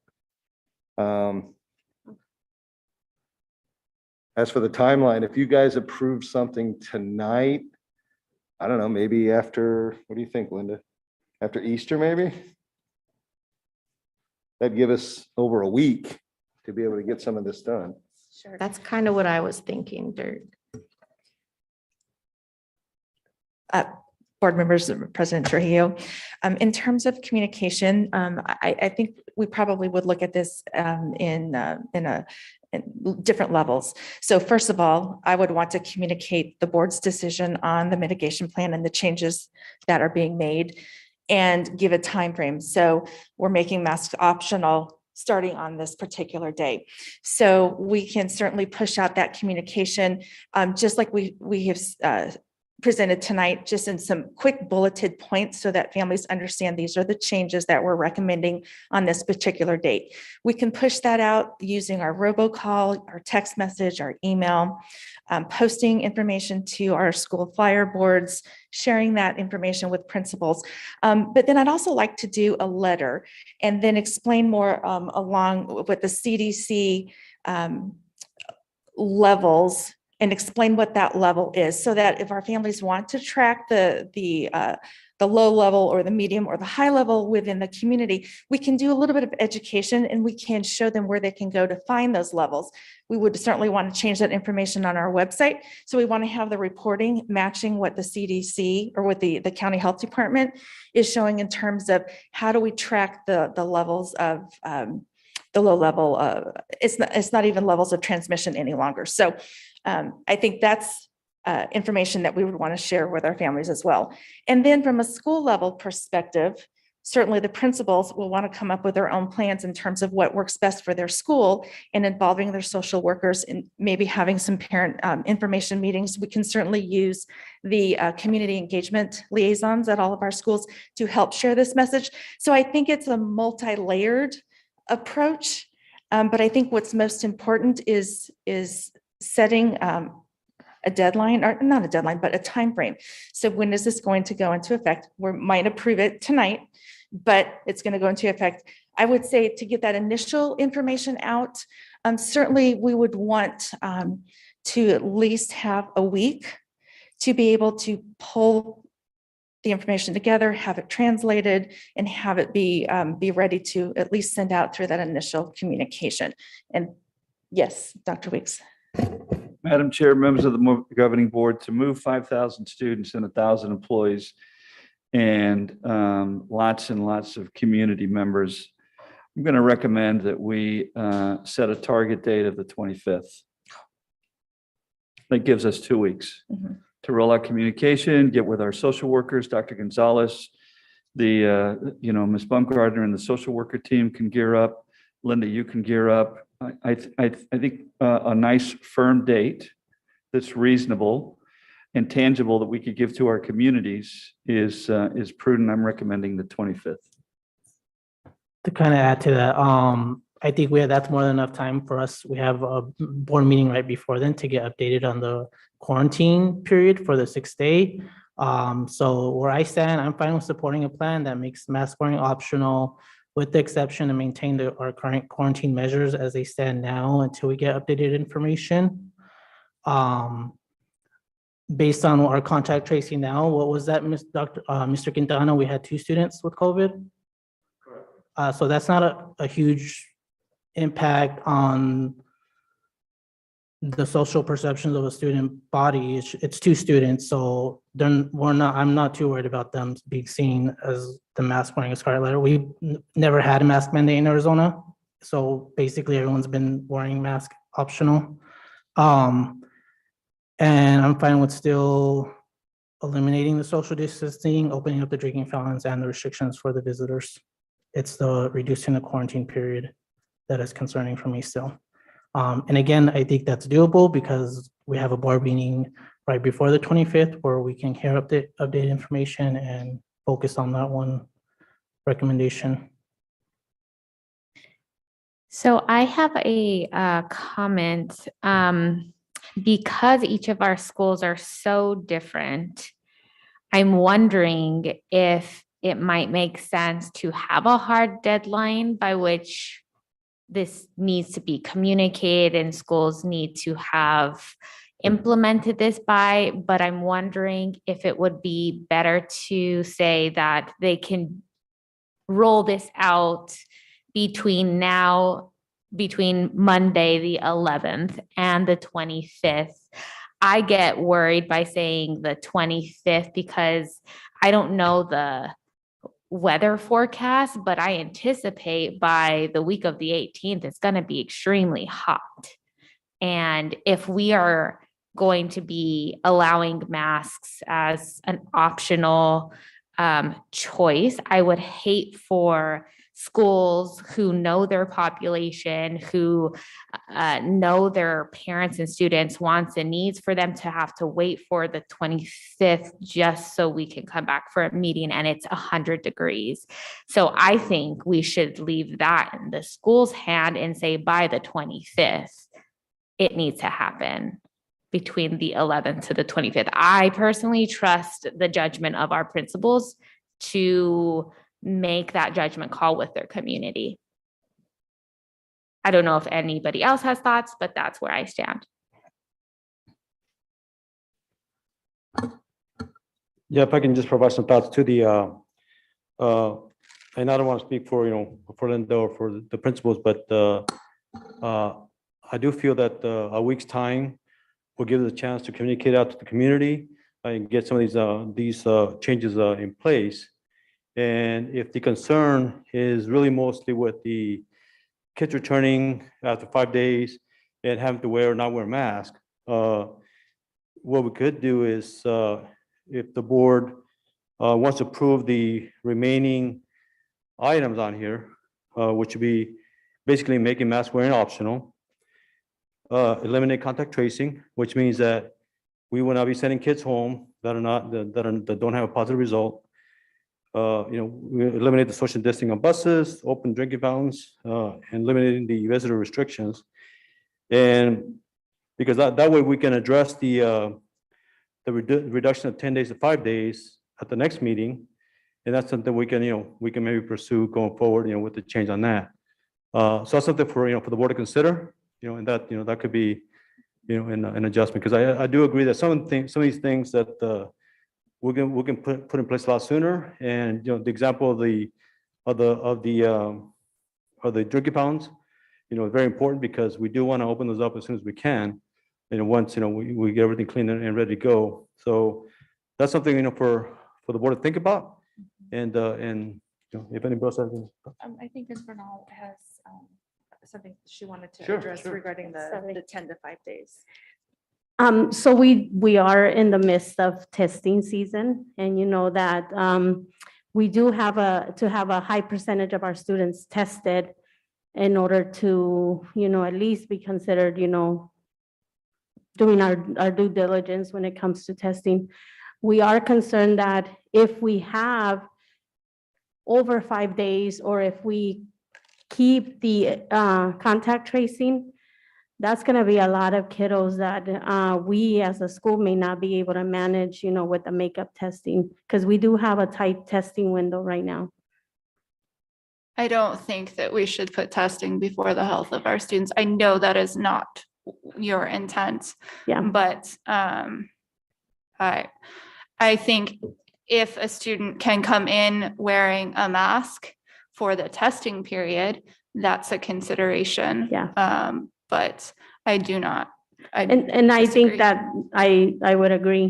I think I'm more in the contact tracing, because I heard some of you considering not, voting on that. At least at my school, I know Lowell, there was another school, there were, I think, probably over half of the schools that had 0 positive results from the close contact group. So the risk is really, minimal or not even there. So just considering that, we don't pick and choose how many kids go home. We really do a thorough, contact tracing. We look at specials, we look at where they sit at lunch. And that's why some schools do have a higher number of kids going home. It's not that one principal is following one plan and another principal is following a different plan. We do thoroughly do the contact tracing, and then, we send the number of kids home that need to go home. So if you, just, But those kids all had masks on for most of the day. So now we're Yeah. talking about a positive kid in a room full of unmasked people, and then not quarantining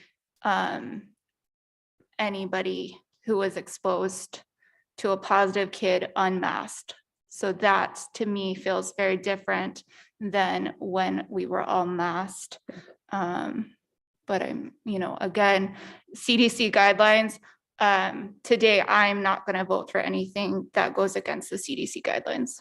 And which specifically goes against the CDC guidelines? I know reduced quarantine period, and which one else? So with the contact tracing, Contact tracing. the contact tracing, and Eric, please jump in if I say it wrong, but my understanding is that is connected to if you were exposed to COVID-19 and are not vaccinated, then you would quarantine for 5 days and stay masked for 10. So I think with respect to the contact tracing provisions that you're referring to, overall, just general contact tracing is something that the CDC is not recommending anymore. By the same token, everything that you've described that would be basically policy calls that you would make based on contact tracing, as far as persons who have been in proximity to a positive case, like all of the policies that you would implement would be based on contact tracing. That's how you'd find out that someone had been in close proximity to a positive case and so forth. And so the CDC's recommendations are, it's a catch-22. On the one hand, they're saying, yes, you should do it. On the other hand, they're saying you don't need to track, you don't need to contact trace anymore. And so that's kind of where you are. You've got these juxtaposed recommendations. So in our view, eliminating contact tracing is consistent with the CDC's recommendation. So, but it's a policy call. I just want to make a quick comment. So I wonder, in terms of phasing things back, or phasing things in, shall I say, and figuring out this specific policy, I wonder how abrupt it will feel to students and families, whether it is something that will really shake our community and cause some of our families to not send their kids, or if families are they're not going to really blink an eye because perhaps they're doing this already in other instances. And I guess we can't really know that right now because we haven't done this yet. But from my experience, just being at the community event this past Saturday, was it this last Saturday? I can't remember, honestly. My weeks are so dense. I saw very few people with masks, very few community members. I mean, leadership, the board, none of us were wearing masks. And I can't speak for everyone in this room, but I, as a vaccinated person, feel very comfortable going to restaurants and living my daily life. And I could perhaps be the likelihood that I am sitting next to somebody with COVID or within these 5 to 10 days is extraordinarily high, considering, no one wears masks these days. And I am all for data. I'm all for science. I'm all for masks and vaccinations, but I am also for being practical. And I keep thinking about my kids and the summer. And right now, I feel like I'm wearing a mask as a compliance. Well, I mean, I am because we need to be an example. But if I were, going to eat sushi right now, I would not wear a mask. If I go into Safeway, I don't wear a mask anymore. But that is me. And I know that everyone has their own personal things that they need to consider. But I would just want us to remember the picnic we just had in our day-to-day lives. So that's all. That's my last comment.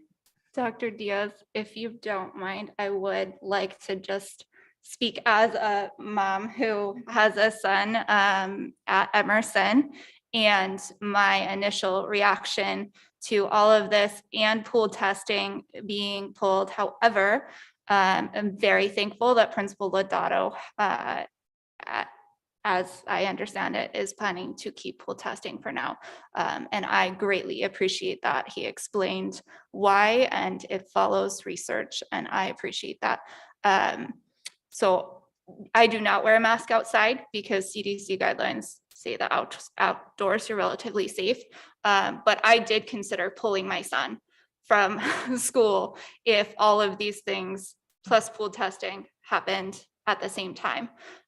He is also a kid who has been very much like, hey, pull up your mask. Hey, pull up your mask. We did get COVID and it was devastating to our family. So that just to speak as a family that is making this decision, I appreciate the conversation about rolling this out, having the conversations with families and staff, and making sure that everyone is on the same page. And again, I am good with everything on this list that can completely follow the CDC guidelines. I understand Eric has said that these very specific sentences do actually follow the CDC guidelines, but they cannot be implemented following the CDC guidelines with the reducing quarantining and the contact tracing.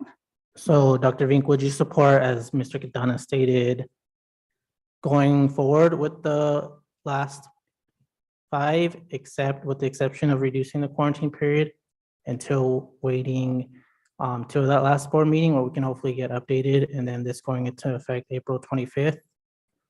Is that what we talked about? So for me, because it's so highly contagious and we would all remove masks, I won't support the eliminating contact tracing unless it can fully follow the CDC guidelines. But again, I'm only one vote, so that's up to the rest of the board. I agree. I would motion to go forward with keeping our quarantine measures as they are. Eliminating the mandate, making mask wearing optional, keeping our current measures for contact tracing in place, eliminating social distancing on buses, opening up drinking fountains, and the restrictions for visitors and volunteers.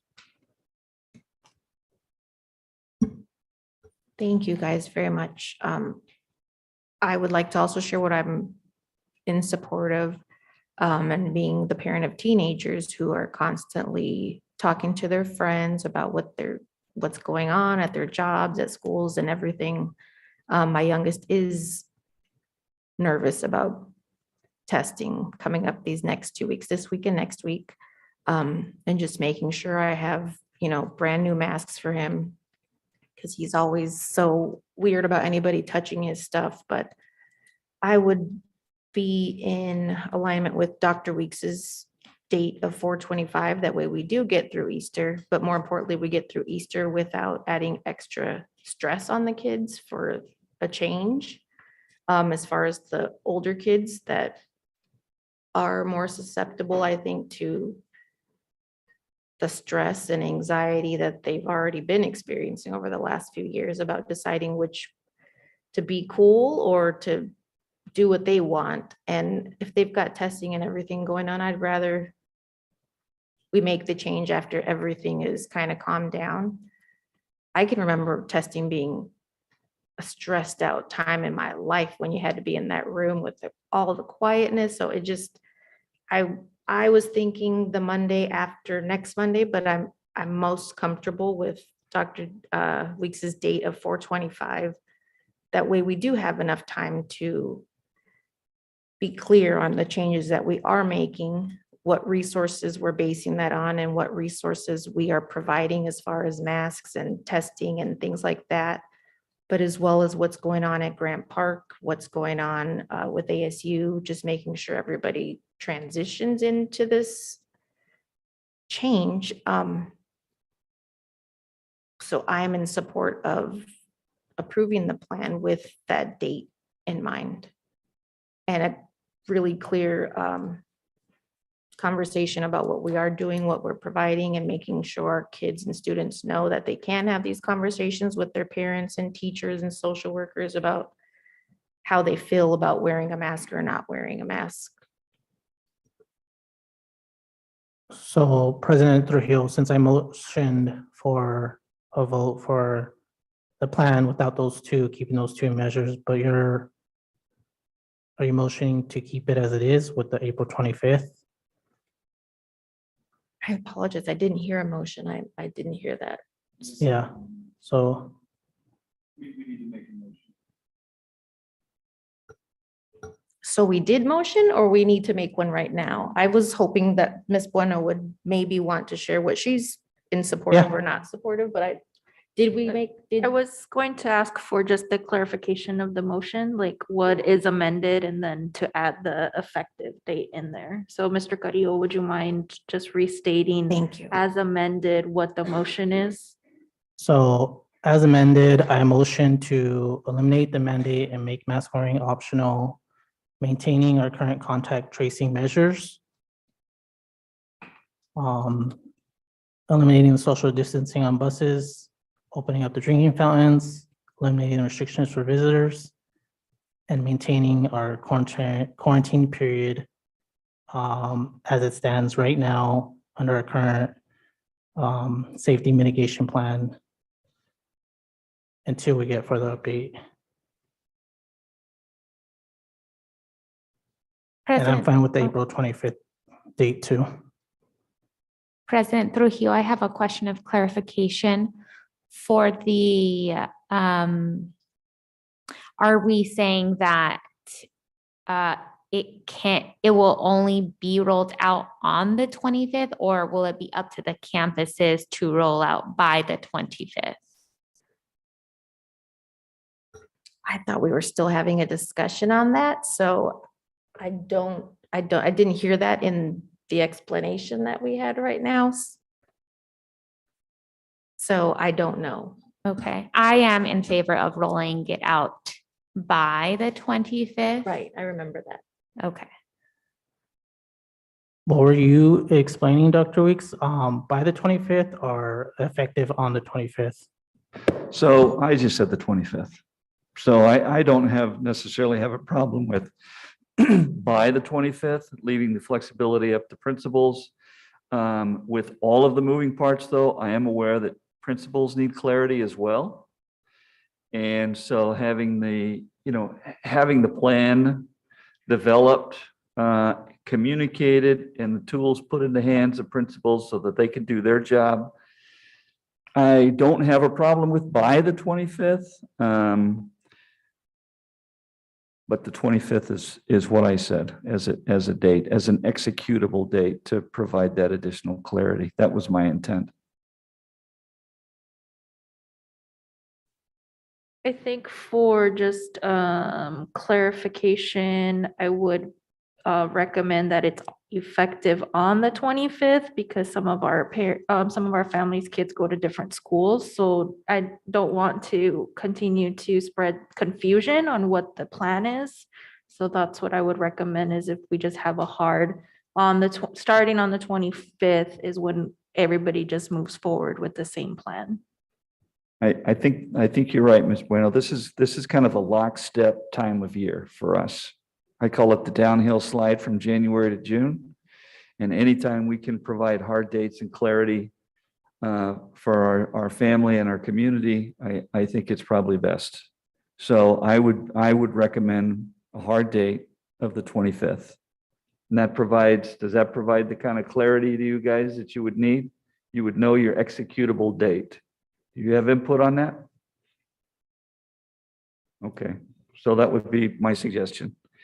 Mr. Carrillo, in terms of Mr. Quintana needs to be crystal clear so that him and Ms. Jeffries and Lynette and everybody else involved here are all on the same page with the board on this. So are we doing contact tracing or not? What are we currently doing now? The CDC is conflicted on that according But to what are Eric, we right? currently doing right now? So contact tracing, if apparently that's a tool that you would use that sets in motion some other stuff. So you can't really do the other stuff without the contact tracing. We are currently contact tracing, correct? Oh, yeah. Yes, you're and- currently contact In tracing. my That's motion to correct. amend it, I'm stated to maintain our current approaches or what is currently stated in our health and safety mitigation plan for contact tracing. So if we're currently contact tracing, then to continue to maintain that as well as our quarantine day period. So then, Mr. Carrillo, your motion really is to accept 5 of the 6 recommendations. I think it's 4 out of the 6. 4 of the 6 Right. Mhm. recommendations. Yes. Okay, just so that Dr. we're, Weeks. then you can have a conversation about, So at this point, do we need a second for that motion? Or, yeah, so Mr. Carrillo's motion is to, as I understand it, is to accept the recommendations of the administration as presented, except for, what are the 2, Mr. Carrillo? Contact tracing, reducing quarantine period, as well as effective April 25th. Okay, so to accept the administrative recommendations, except for a reduction in the quarantine period from 10 days to 5 days, and except for eliminating the contract tracing and implementing the 4 approved changes on the 25th.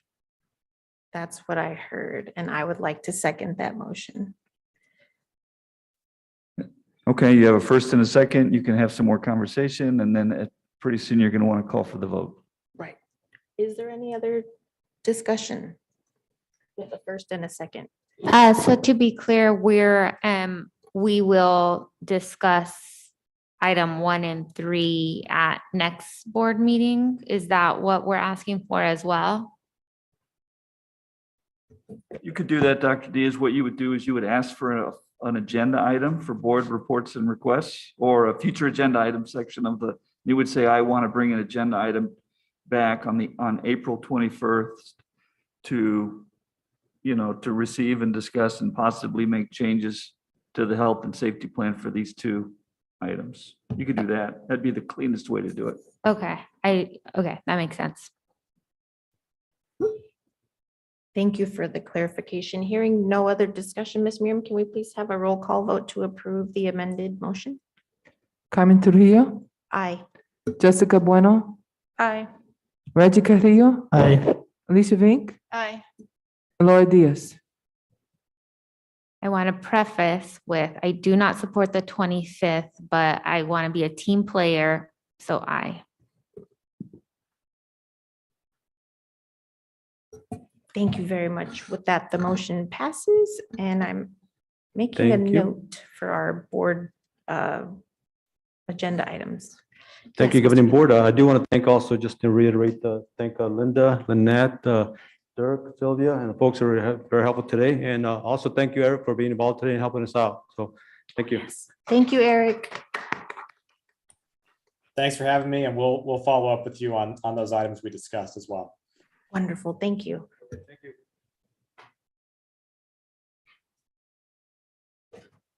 And I think you're still up, Mr. Quintana.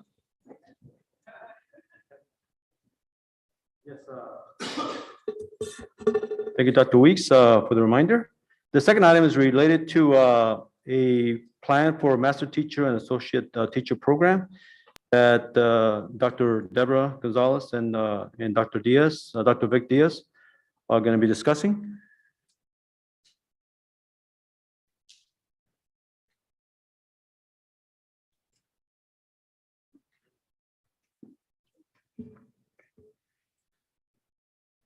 Good, excuse me. Good evening, President Trujillo, members of the governing board, members of the community. To all the baseball fans out there, happy opening day. We are very excited today to be asking for your approval of 2 stipend descriptions for the 22-23 school year and many years beyond, we hope, the master teacher and the associate teacher. I will be in this presentation sort of sharing what got us to this point, and then Dr. Gonzalez will share where we're headed. Oops. Oh, thank you. All right, so the first place that we really want to start from here is with the strategic plan, as well as the curriculum audit, because tonight is the culmination of many years of work around the strategic plan goal of ensuring we have we have success in academics for every student that we serve. At the same time that we're systematically addressing sustainable, equitable access and success for each student. We know that the primary location for that is in their access to great educators. And so we were very excited to then also tie this into the curriculum audit that had several different recommendations about our instructional models, about our academic programs, but also the ways in which we're staffing, the way we're building our organization around these different recommendations. We want to make sure that we are being district and system-wide with our expectations, with system guidance for those systemic quality control supports that we have in each of our schools. And we want to make sure we're being comprehensive in the delivery of our curriculum. What the curriculum audit saw was that too often that curriculum was, the curriculum delivery was too varied from classroom to classroom, even classrooms that were right next door to each other. And so we want to make sure that we're constantly working on this recommendation to guarantee high quality instruction in all of our classrooms.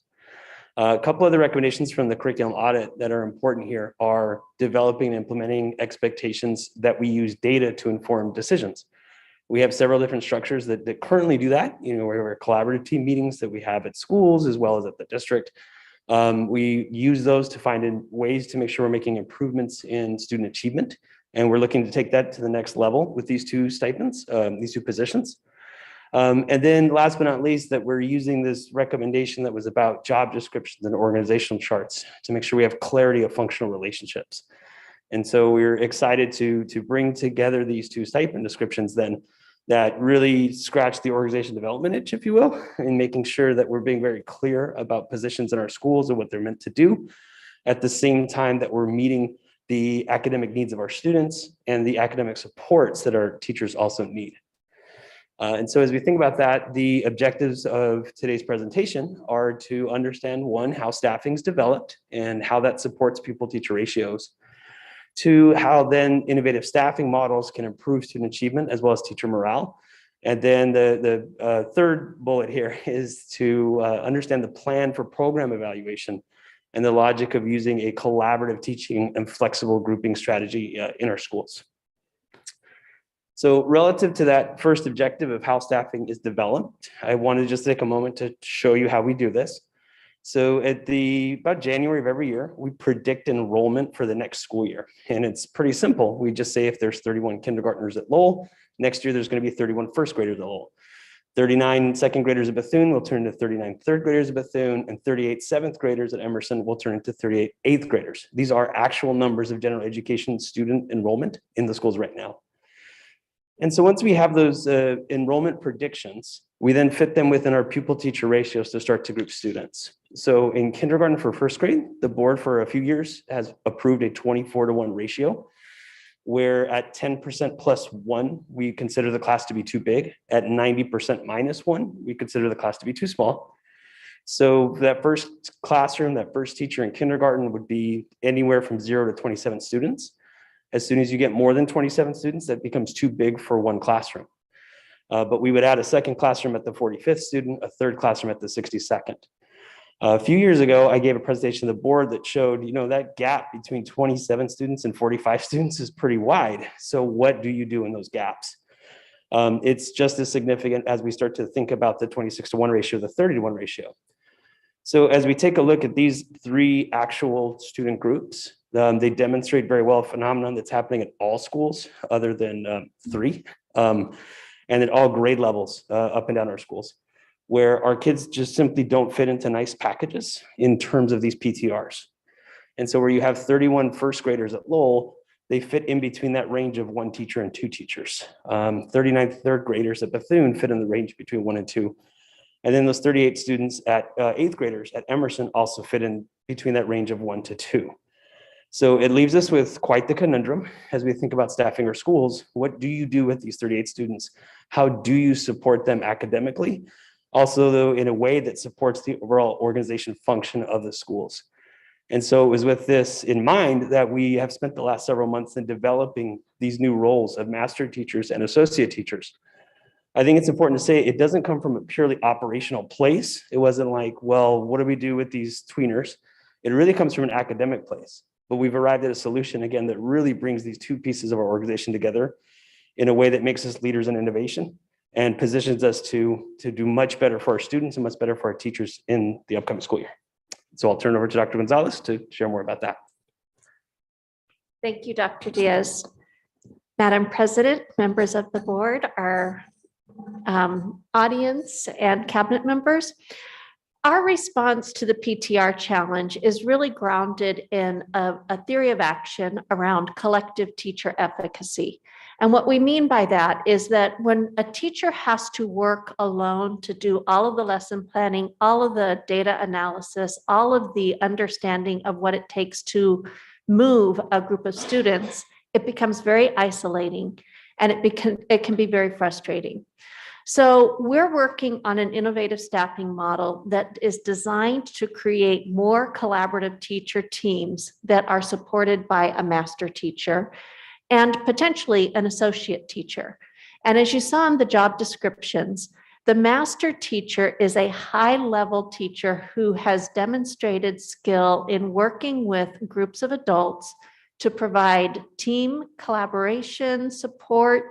They can look at data and help teachers to analyze that data, but they're also effective in working with groups of students and seeing demonstrated growth with that group of students. So these are people that are at a super high level of both adult dynamics and student dynamics. The associate teacher is an opportunity to provide a pathway for support staff that gives them an opportunity to get career skills and leadership skills and rewards them for their extra effort. These are people who will work together with the teachers to plan together, to attend trainings, and to support the students in their growth. So based on this, we believe that the collaborative teacher teams with the master teacher support will be able to use the student data on a regular ongoing basis to ensure flexible group instruction. And this is important because we know that students don't develop at the same pace at the same time. So being able to look at where students are academically and to move them flexibly within groups so that they're getting their just-in-time needs met is really an important part of this plan. The master teacher also will be responsible for a group of students that they're supporting. So in the cohort, if you think back to the example that Dr. Diaz shared here, That Lowell group of 31 students that are in between the one teacher and the two teacher will be able to combine classes and add a master teacher there so that that teacher is now helping the two teachers with that 54 student group. They will take a cohort of the students from that and actually work after we identify who are those students and what is their specific need. The master teacher will be responsible for teaching that so that the other teachers can observe what the master teacher is doing, what strategies they're using, what's working, what isn't working, and then they reflect together and work together. They'll take that group for a portion of the day, and then the rest of the time will be spent working with those teachers in their own planning, their own development, giving them coaching and feedback in their own strategy. So we're strengthening them. So when you think about this, our theory of action around this is that master teachers and associate teachers add another layer of support to what have traditionally been considered combo classes, where a teacher might have a group of first graders and a group of second graders. These people will work with that group of teachers to create that flexible grouping so that students are moving based on their reading ability or their math ability to the cohort group that best fits their learning needs. These collaborative teams work together to plan and provide instruction and get regular feedback from one another so that they're giving high impact, personalized instruction to all the students. The students also then are able to move back and forth through these flexible groups based on their ability to master the different standards that are coming through. That improves learning for the students and increases the confidence of the teachers and thus the collective efficacy of the teachers. Finally, all of this high teacher collective efficacy improves morale, learning gains, and school culture. So this is our theory of action of why we believe this is a good way to address the issues that we've been seeing, not only in terms of budget capacity, but also in terms of academic achievement. We also know that it's important to be able to measure this. So not every school is going to have a master teacher program in place. Other schools may have different models, but regardless of the model, we believe that having a strong evaluation plan is going to be critical to measure to see which plan gets the best outcome for the best purposes. So our measurement tools for this, in terms of collaborative teams, we'll be able to measure the effectiveness of collaborative teams or the lack of collaborative teams by evaluating the school's learning action plans by grade levels. We'll also be able to measure the unit term planning and reflection guides that each grade level will be doing. In terms of high impact instruction, we have our classroom walkthroughs and we've developed protocols to be able to uniformly assess what is happening in those classrooms when we're visiting. That will also be part of the teacher GPS, the growth performance system.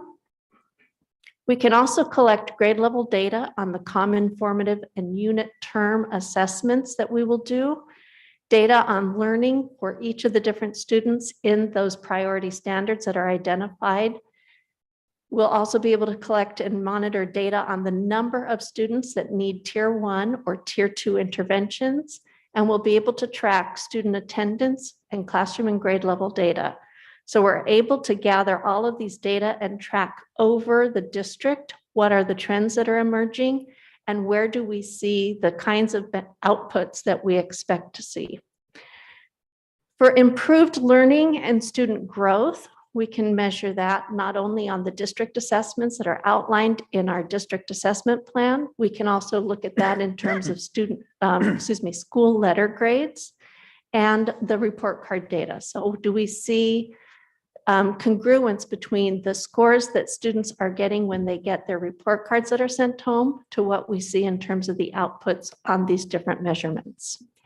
And then finally, in terms of collective efficacy, we'll be able to do teacher surveys, both pre and post, family surveys, not just surveying, but also doing randomized focus groups with families, student surveys, And then we can also track teacher attendance, teacher retention, and student retention. So that's our plan for evaluating this model. And should you approve these two stipends, we will be able to start working on a plan to train the people and work with our schools who have come up with very innovative designs for how to employ these at each of their sites. So any questions or? Yes, I do have some questions. Thank you for the presentation. I'm kind of wondering, what if nobody wants to do this? The teachers? We do believe that there is an incentive for teachers to do this because it's a leadership pathway that gives them leadership in their school setting, and they don't have to stop teaching. Oftentimes, teachers feel like they don't want to leave the classroom, but they want to be leaders or they want to be recognized as leaders. But traditionally, the only pathway for them to do that is to actually stop teaching. This gives them an opportunity to continue teaching and to be recognized as a leader and to earn a little extra stipend. Yeah, and Ms. Bodo, it's a great point. And we do anticipate that, I mean, this is a second order change for many of our schools and some of our teaching environments. One thing that we know is that different schools will have different staffing structures. And so if we were to hear from somebody at a school that was using a full master teacher model, hey, I would like to teach at a school that would have 2 teachers every grade level. We do have those roles available in the district. I think we'd be able to accommodate that. But as we've talked to teachers, the number one thing that they love about their job is their students. But very quickly after that, in a focus group or survey, anything we do, they'll say it's their coworkers and the interactions they get to have with them. As our schools are getting taller and skinnier and smaller, they get less and less of those opportunities because they may be the only 3rd grade teacher on the campus. They may be the only 5th grade teacher. They might be the only literacy teacher for 3 grade levels. So what this model is going to do is open up more opportunities to collaborate, more opportunities to get support. And so as we've shared that with principals, as we've shared that with teachers, we've heard a lot of excitement about it. I think in terms of the master teacher role, we're going to find an abundance of candidates. We will have a very rigorous screening process to make sure we're getting the best of the best. And then in terms of the teachers who will collaborate with them, the more that they will come to see the way this model will add support to them, it will add opportunities for collaboration and just higher quality instruction. We know that we're going to see more and more excitement over it. One of our schools, Shaw Montessori already does a model similar to this. There was a meeting that we had, it might've been in this room, where as we were talking to principals about this was several months ago. Principal Shaw Montessori says, your teachers need to understand that this is going to help them teach better and it's going to lighten their load. Right now, they're doing so much because they're teaching on an island. And so as we can create these collaborative environments for them, we know we're just going to have better job designs for them. We're going to have a better workforce structure that's more sustainable. And it's going to just guarantee better outcomes. If half of these positions are filled, then where does the priority of the classrooms come into place? Yeah, great question. I do not anticipate that these roles will be unfilled. Unlike a reading interventionist or math interventionist, where those were approved by the board last April, this would not require an extra certification. And that is what stands in the way of many people becoming a math interventionist or a reading interventionist or EL interventionist. You need to have advanced trainings, you need to have advanced certificates. Excuse me, the way that we've written this, we haven't tied it to a certification process because there really isn't a certification process for something like a master teacher. But we will have this very rigorous approach to making sure we're staffing this well. So with all that said, as we look at the size that we're looking for here, I don't anticipate that we're going to have unfilled master teacher positions. I anticipate rather we're going to have disappointed candidates who are going to see that this is a very highly sought after job that's going to elicit a very strong pool. And my last question is, who is going to administer this new program? Do you mean who is going to provide the training for and the oversight for? Well, who's going to be the main person that is working with the master teachers and the associate teachers and the metrics and all the tools that are going to be necessary for this program to be successful? So the metrics that will be in place, those are through the curriculum and instruction department and overseen by Dr. Lloyd, who does our program evaluation measurements. But at the school site, it's important that this is the principal and their IES and the master teacher working in concert, but under the direction of the principal. So as you saw, one of the points that we talked about was the idea of the learning action plans. Those are developed at the school sites by the principals currently, and we review those each month in a what we call principal collaborative team meeting.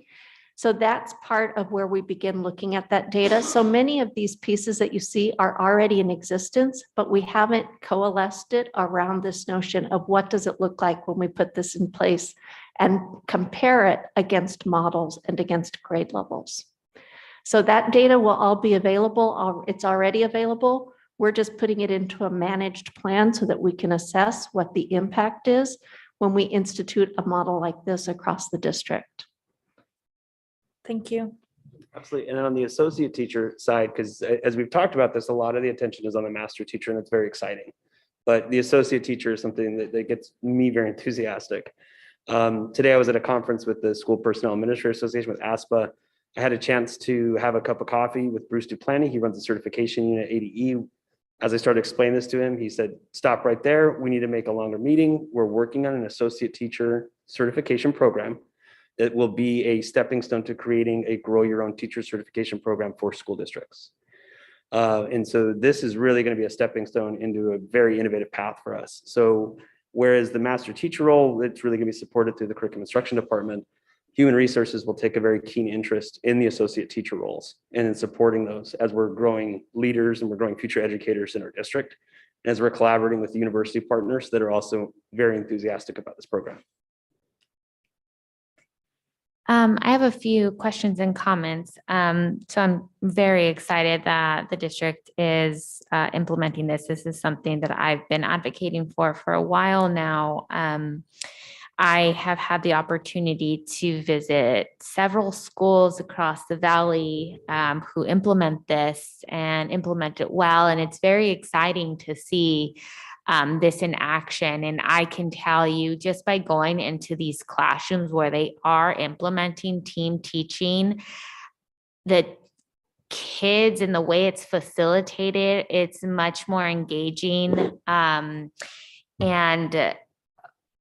I mean, there's just many different ways to implement it. So my question is, one of them, are you guys partnering with any university or school or research institute? Because there are so many examples and we don't need to create something from scratch. We are very excited about the possibility of partnering with a university or research institution to be able to assist us in this, but we are waiting for the approval to be able to move forward with that. Okay. I would add to that, we have had initial conversations with GCU's College of Education, particularly around cohorting student teachers as associate teachers at certain schools. Mm-hmm. We've met with the next education workforce at ASU now for about 2.5 years, trying to find the right entry point for one another. Excuse me. One of the biggest pieces of insight they gave us a few years ago was don't copy and paste somebody else's model. You really need to come to understanding of what your theory of action is. We feel like we're finally at that point.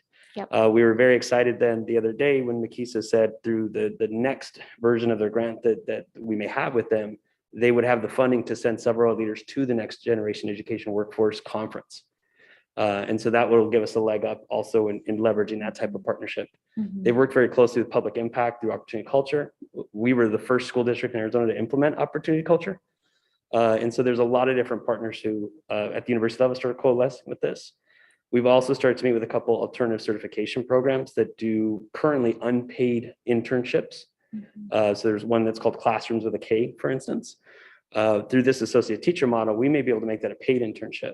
Now, all of a sudden, we become way more competitive for career changers, for people that are coming into the teaching profession, not through this sort of traditional way. So there's several partnerships that we're ready to leverage. We really haven't moved in too much further than that, though, because we want to make sure that this is in place first. Right. Yep, that makes sense. In terms of viewing other models, has your team gone on somewhat of like a tour of different schools and just looked at how this is being implemented? Many of the members of the curriculum and instruction team actually have come from models where we taught in these frameworks. And so we've also been able to draw on our own experiences in addition to looking at models that have been replicated not only in our own state, but across the nation. That's awesome. Yeah, I mean, there's so many outside of the state that are doing it well, that have been doing it for a while now. I'm interested if you guys have had the opportunity to visit Kyrene and look at their Spark model. I personally have not looked at the Spark model yet, but I know that that is one of the processes that we want to get into once we're approved to move forward with this initiative. And get into that process. Is that going on these site tours? Is that what you mean? Okay. Yeah, I would definitely encourage, and I'm sure you guys have a team equipped to research the best of the best, but definitely I would encourage to look at their model. And I had the opportunity to actually visit ASU Prep Casa Grande and ASU Prep Phoenix, right in our backyard here.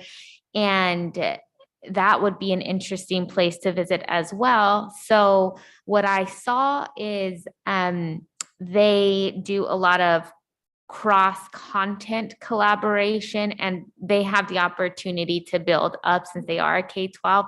But again, it was remarkable to see how the kids were just so engaged and how the teachers, it really made such a difference with their load there. So I'd be interested to hear what schools you guys end up visiting and how that rolls out. We would be happy to share updates in the board updates about the schools that we're visiting and our reflections from each of those. And this is part of the process that we felt was very important, was that it's not a one model that we design from district office, but that it's actually coming from the schools. Having been the leader at ASU Prep, the model that we developed actually came from our teachers and our site leaders. And that's a really important tenet to the work that we're doing, but it's why we have to have consistent measures so that regardless of what it looks like, we're still measuring the same outputs to understand what works and why it works. And I did have one additional question, or sorry, two additional questions. One, when does this officially roll out in terms of being implemented in the classroom? And is it district-wide? It will be at all of the schools that have this, that impact from the PTR that we just illustrated. Yep. There will be an opportunity for master teachers at each of those sites. There will also be opportunities for the grant that we're possibly going to get that will have somebody who's similar to a master teacher, not quite at the same level, but somebody who will assist with that, extra set of hands in planning and delivering instruction. We're purposely targeting it for our students that we know are going to have the highest academic and social emotional needs, so that we're placing the person with the greatest needs so we can see that that has impact for our students. The other aspect to that is that our principals have already been planning and putting designs together and thinking about what this can look like. How do we provide additional plan time, uninterrupted, extended plan time for teachers so that they can really plan intentionally, looking at the data and doing the work of designing the different aspects of the curriculum. So our principals have already been starting that in anticipation of having this in place for the next school year. That's great. In terms of the rest of this school year, we have already planned a one-on-one with every principal tomorrow and Monday. We'll meet with them in about 1 hour sprints. On the agenda is to go over their retention from the contracts that were due this past Wednesday and to solidify their staffing designs. So when we put those two things together, we're very confident in what we're going to post on probably Monday or maybe Tuesday of next week.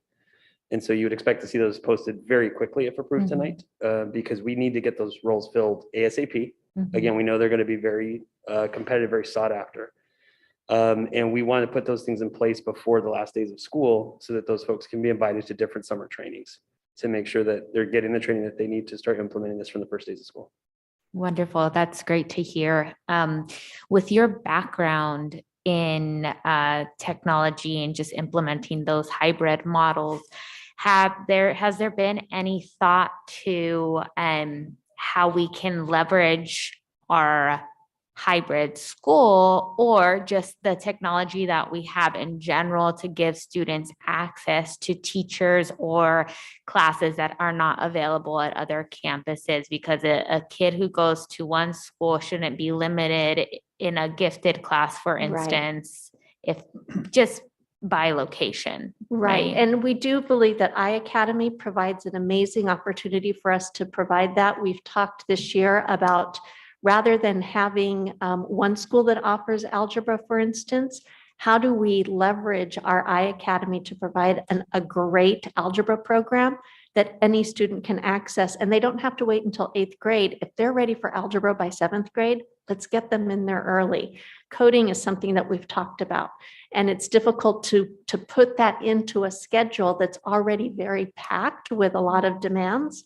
So how do we leverage something like a coding program that can be taught by a really dynamic teacher? And now a student, regardless of what school they go to, has access to that and has that opportunity to learn, not in the old-fashioned sort of, program where they're just slipping through slides, but instead that they are working with a team in a cross functional operation and designing something collaboratively.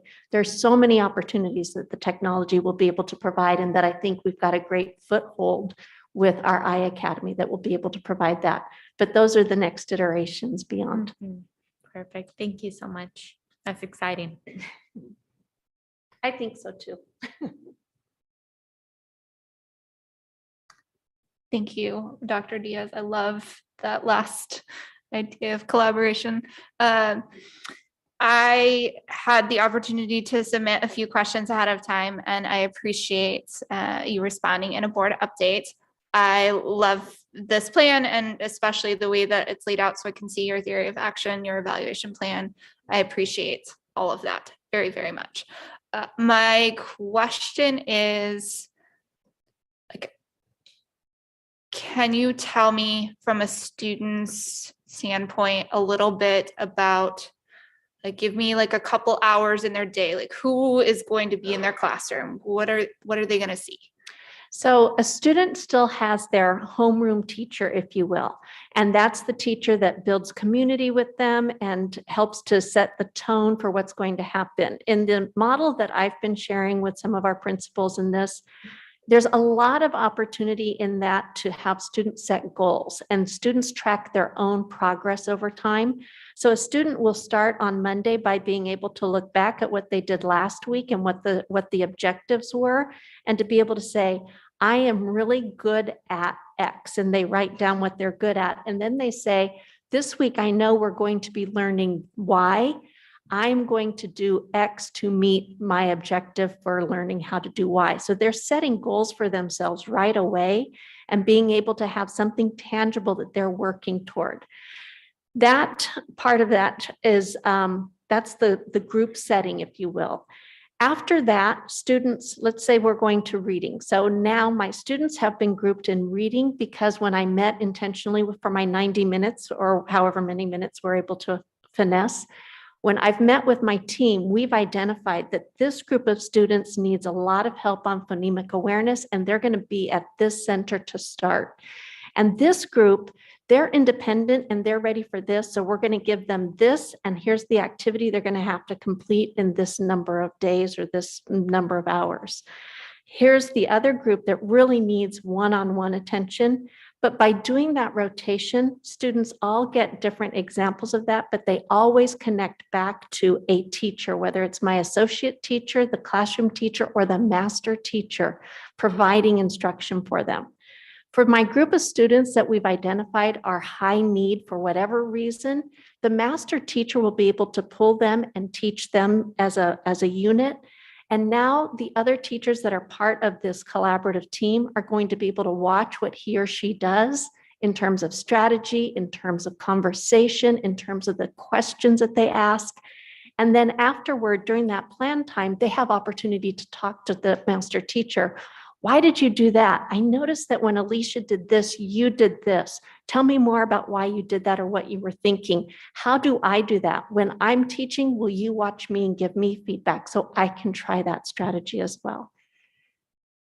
So our students essentially have three people then, right? The master teacher, the homeroom, those are both certified teachers. Yes. And then the associate teacher, which is assistant level type. Correct. person. And so you potentially have 4 people working with 2 classes, as well as having your interventionist for reading or for math, depending on what the content is, your EL and your special education people all pushing in so that your student to teacher ratio effectively gets much more streamlined so that students are getting a lot more one-on-one attention. Beautiful. I love it. Last question is about space. So what does that look like for students? So it's a typical classroom right now because we don't have the kind of flexibility. So students will have to move with their teachers to those different groups, but we have to reconfigure, we have to rethink what a classroom looks like. So instead of thinking about classrooms with rows, we think about classrooms with centers around the room. So we're thinking about, here's our reading corner, here's our working with the small group corner, here's our independent workstation, there are different ways that we have to think about how we set up the room, and there are different models for that based on the model that the school adopts for that. Does that mean we could potentially have like 40 kids in a regular size classroom? No, we would still have to, so what would happen is that you would have your group of students, your typical group of students, 24 in one and maybe 15 in another, if that's your configuration, but they'll move between those 2 classrooms. So they won't. Between the master teacher and the homeroom And the teacher? homeroom teacher, Okay. or between the 2 homeroom teachers, Okay. because remember, it's 2 teachers sharing those groups of students. Okay, but the associate teacher does not have their own class, correct? No. Okay, perfect. Thank you. One thing that the teacher what might happen though, this happens from year to year, we get more students as the year goes on. And so one innovation we talked about with these different university partners is the idea of creating new classes in January as we have December graduates from universities. It's a really sort of backward system right now. You can graduate in December and not get a job until August. There's no other profession that does that to you when you graduate from college.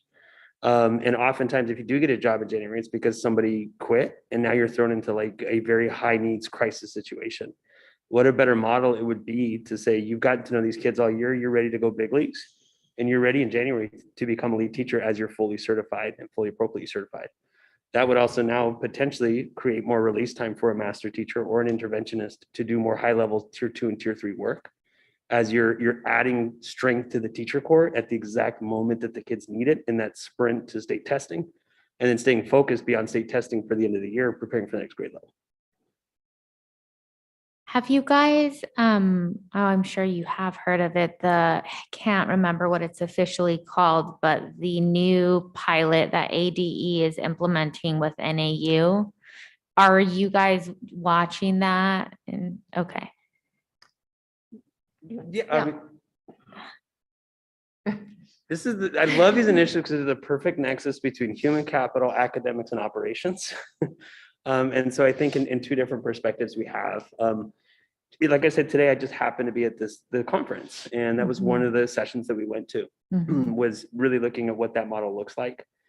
What we're seeing from the university partners is if we're only working from the university partner from the perspective of university partner, they're getting traditional students. They simply don't have enough traditional students to do this for all schools and all school districts. So what we've also been looking at are the Grow Your Own programs that you see in districts like Vail, Washington Elementary, other places. One of the sessions I actually went today, ASPA, was a roundtable on rural school districts. And I told them I'm from Phoenix Elementary, and they looked at me funny.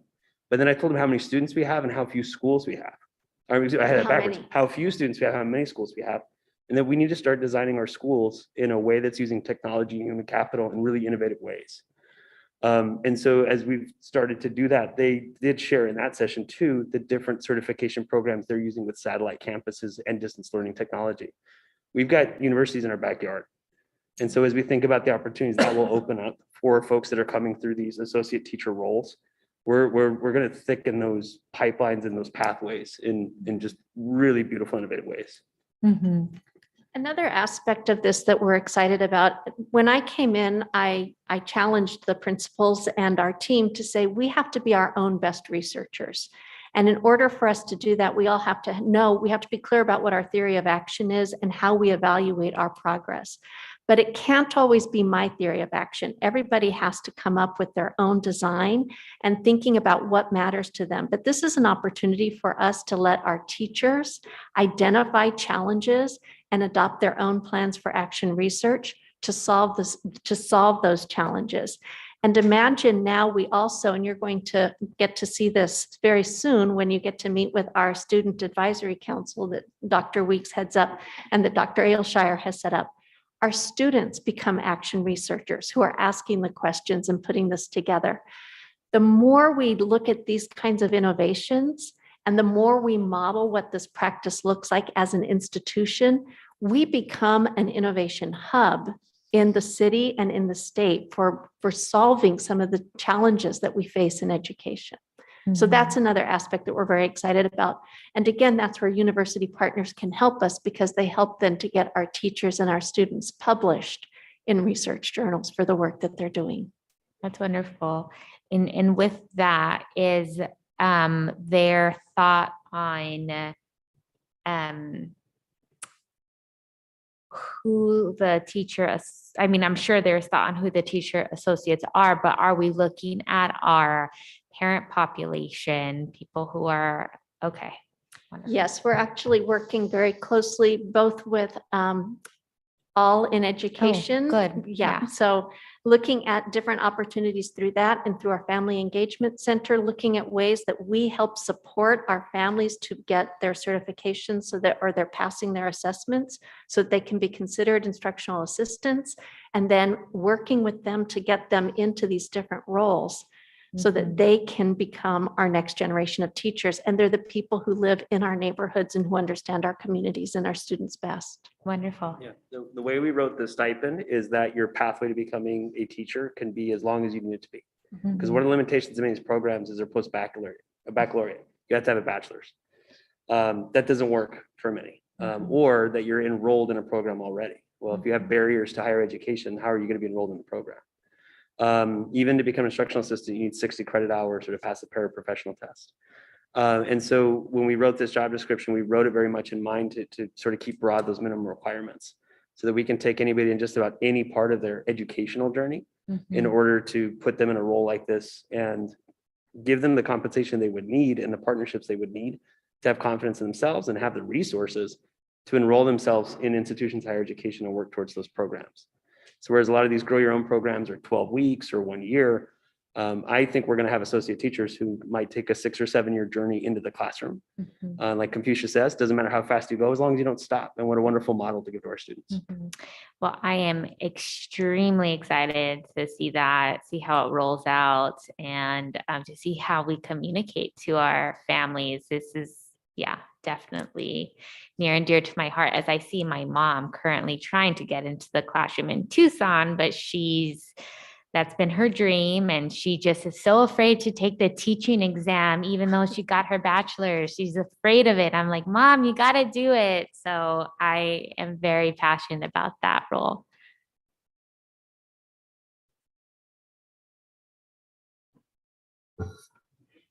Thanks, guys. I do have a few questions.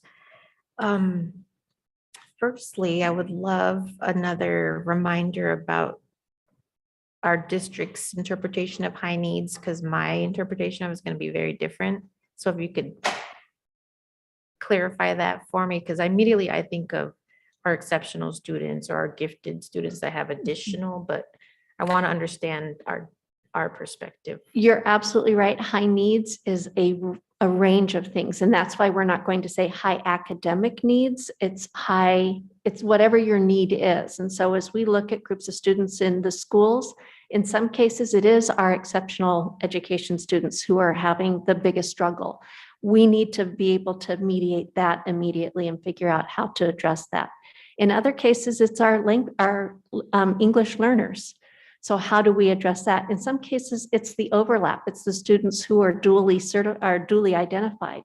So in all of these issues, we're really trying to exercise what our equity plan has put into place to recognizing that we can't just identify high needs as the same for everybody. It really is different based on what the students need and what they're getting at the school sites. And so that's where we're really trying to dig in and understand how we best serve these different groups of students, regardless of what their need is. If they're not achieving at the level that we know they can, how do we best help them? So you're absolutely right.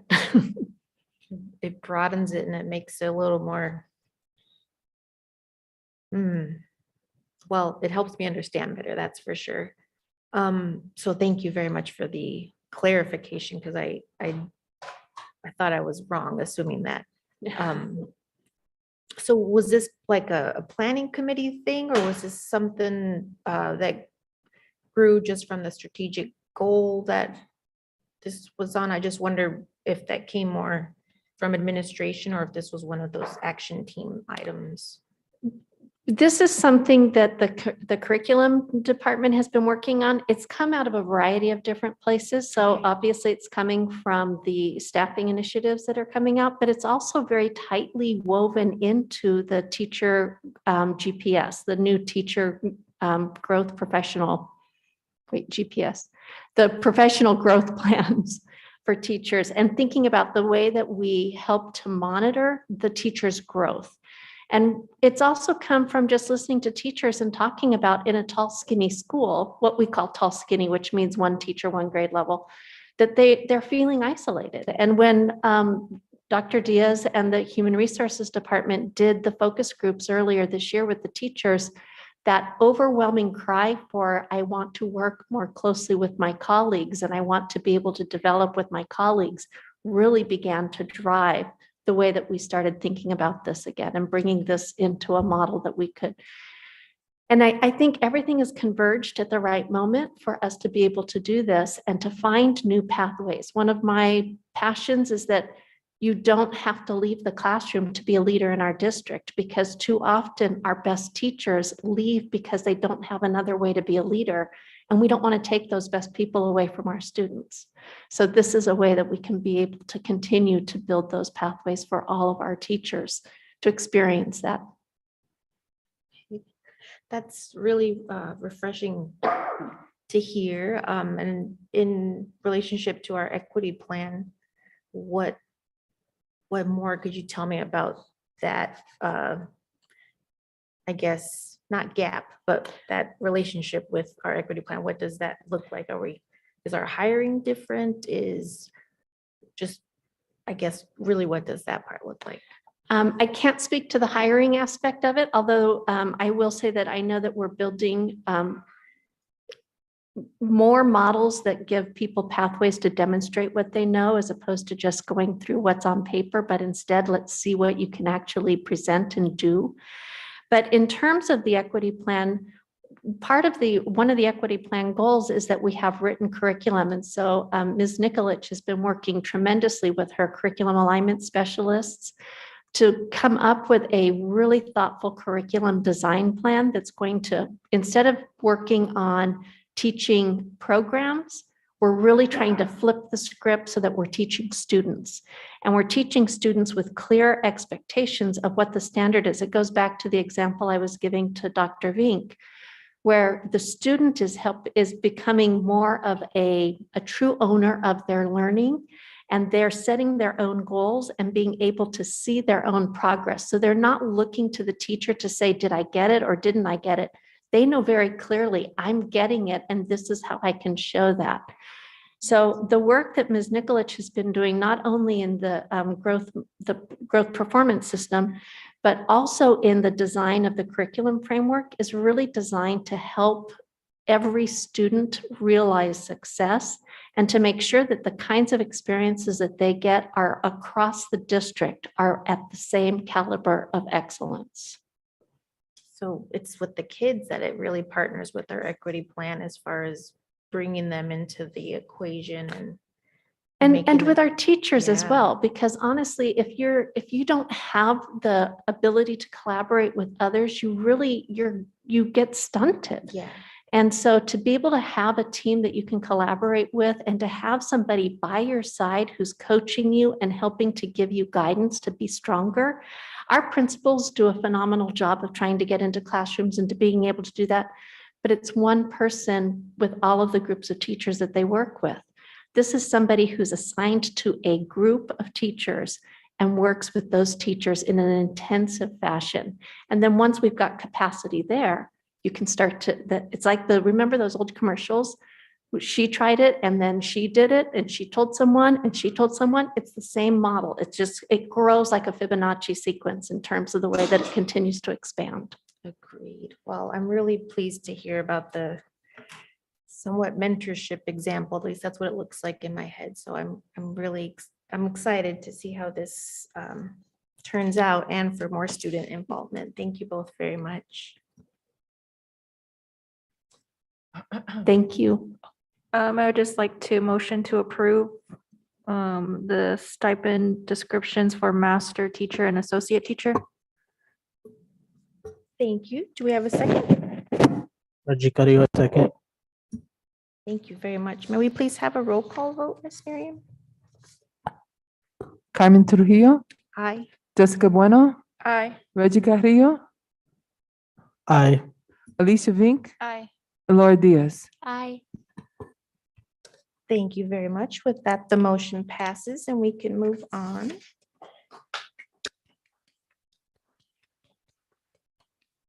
To item G, our board reports and requests. Who would like to go first? I believe we have number one is to receive and discuss and take possible action on adding some board meetings to our board calendar due to our work with searching for the new superintendent. So I will motion to approve the additional dates. That's right. Do we have a second? Reggie Carrillo, I second. Any discussion?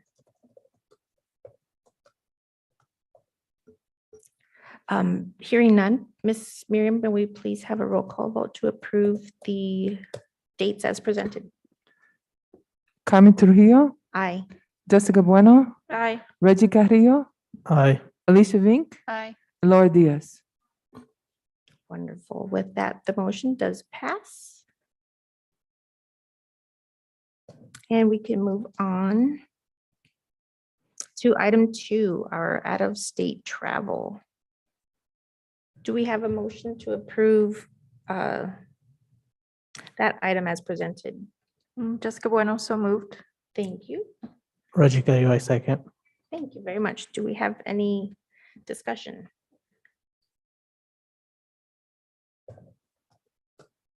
Hearing none, I know we do have some items to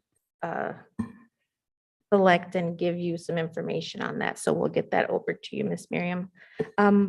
But with that, may we please have a roll call vote? Carmen Trujillo, Aye. Jessica Bueno, Aye. Reggie Carrillo, Aye. Alicia Vink, Aye. Laura Diaz. Aye. Thank you very, very much. With that, the motion passes and we can move on to board reports and requests, item 3. Yes, thank you. I would just like to share that last Thursday, Mr. Carrillo and I attended the opening reception for our student art show, Salón des Infantes.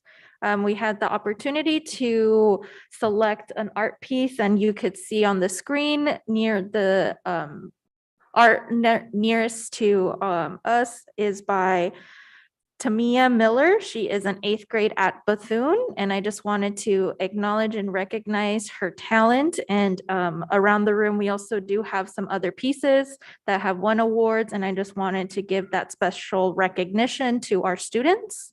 And also a big thank you to our art teachers at all our schools, and especially Ms. Bauer, who facilitated and worked with Alwyn House. Big thank you to Alwyn House for hosting us.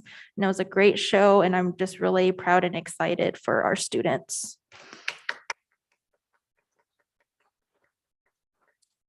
Second, what I would like to share is on last Saturday, I was able to attend Roosevelt School District. They had a enrollment and resource fair, and it was a great turnout and a great event. And I just, with us doing our picnic, I would also just like to say that I expect that precedent of that appearance and presence in our community to do more festivals and just to have that type of outreach in our communities. And so I was really happy to see that Roosevelt is also setting an example of expectations that school districts should have in their communities. So I was very excited to see that.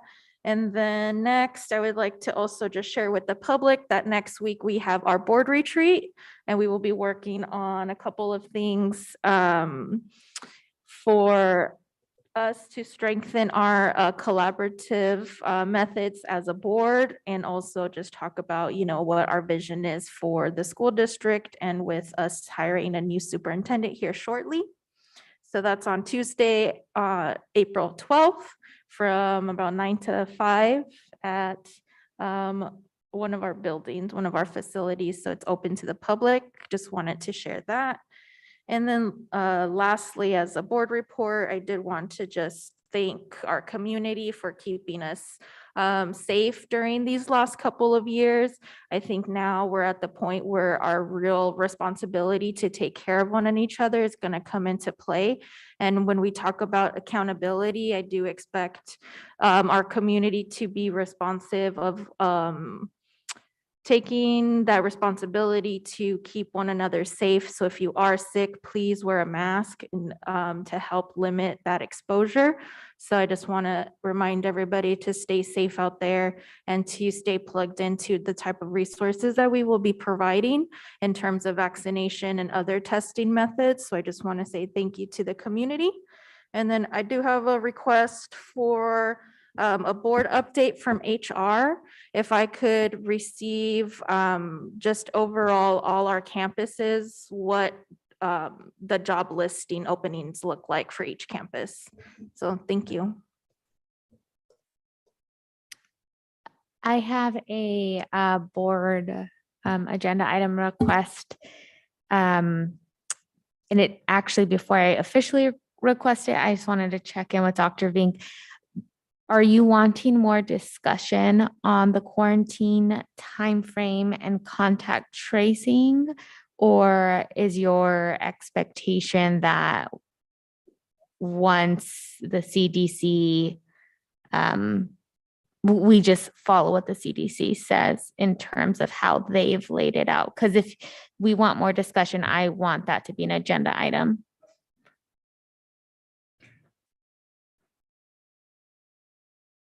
I would lean towards just following the CDC guidelines. I would entertain a board report before taking everyone's time, but again, I'm only one vote, so. Okay.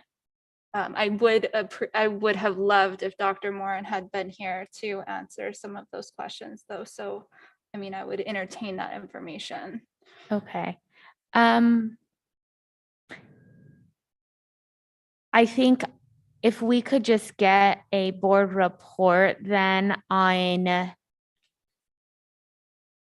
the pros and cons or the rationale for the quarantine timeframe and the contact tracing recommendations, just so we can read it and then decide, is that something we want to bring to a meeting and discuss? Is that something that if we leave in place?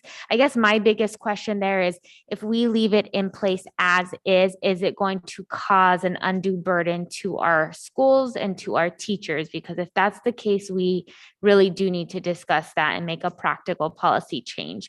If we get the board report from you and it says, it's not going to make a difference either way on the practical day-to-day responsibilities of our staff, then I don't think it's something we need to discuss right now. So I will wait till I see that update from you. Thank you. The only report I have is that I had the opportunity to go to the National School Board Association annual conference this past weekend with President Trujillo. And I am very grateful to our community and the district for supporting us in that opportunity and the growth and the lessons that were provided there, and definitely had an opportunity to collaborate with our local school boards and superintendents, as well as the national, and that was awesome. Thank you. Thank you. Yes, I agree, Dr. Vink. It was intense. It was a lot of things to take in. So I do plan on discussing that, or at least sharing with the board at our retreat next week. Some of the things I brought home for discussion. My request would be for a board update on what our Wesley partnership looks like. Is that over with?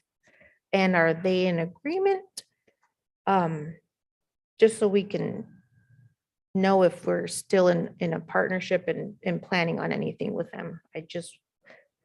I wanted to ask that earlier and I left it down here in the board update. So that would be my request. Thank you. I would like to request a board update on the progress of our equity plan. Last time I looked at it, we had like 2 steps, which were to be completed by March. So just the progress of where we're at with the equity plan, who is currently in the committee. Again, last time I saw that information, I know we had some great staff members who had started that work, left us in a great place, but had transitioned somewhere else. So I want to know what kind of outreach is done to replace those individuals on the committee.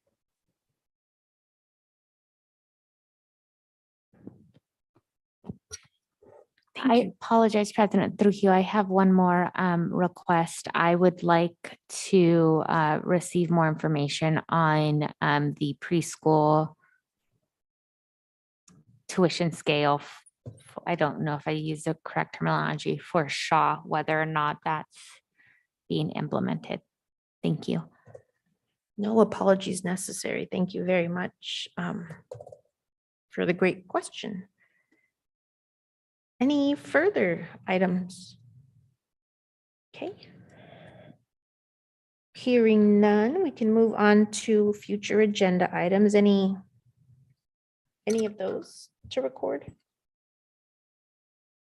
I have one. Okay.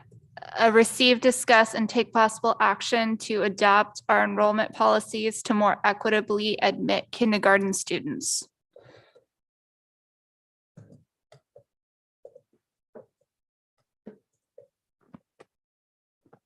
Dr. Veen, can I have you repeat that one more time? Sorry about that. Receive, discuss, and take possible action to adapt enrollment policies to more equitably admit kindergarten students. Thank you very much.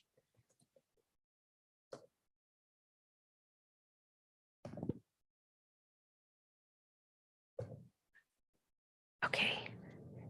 Any others?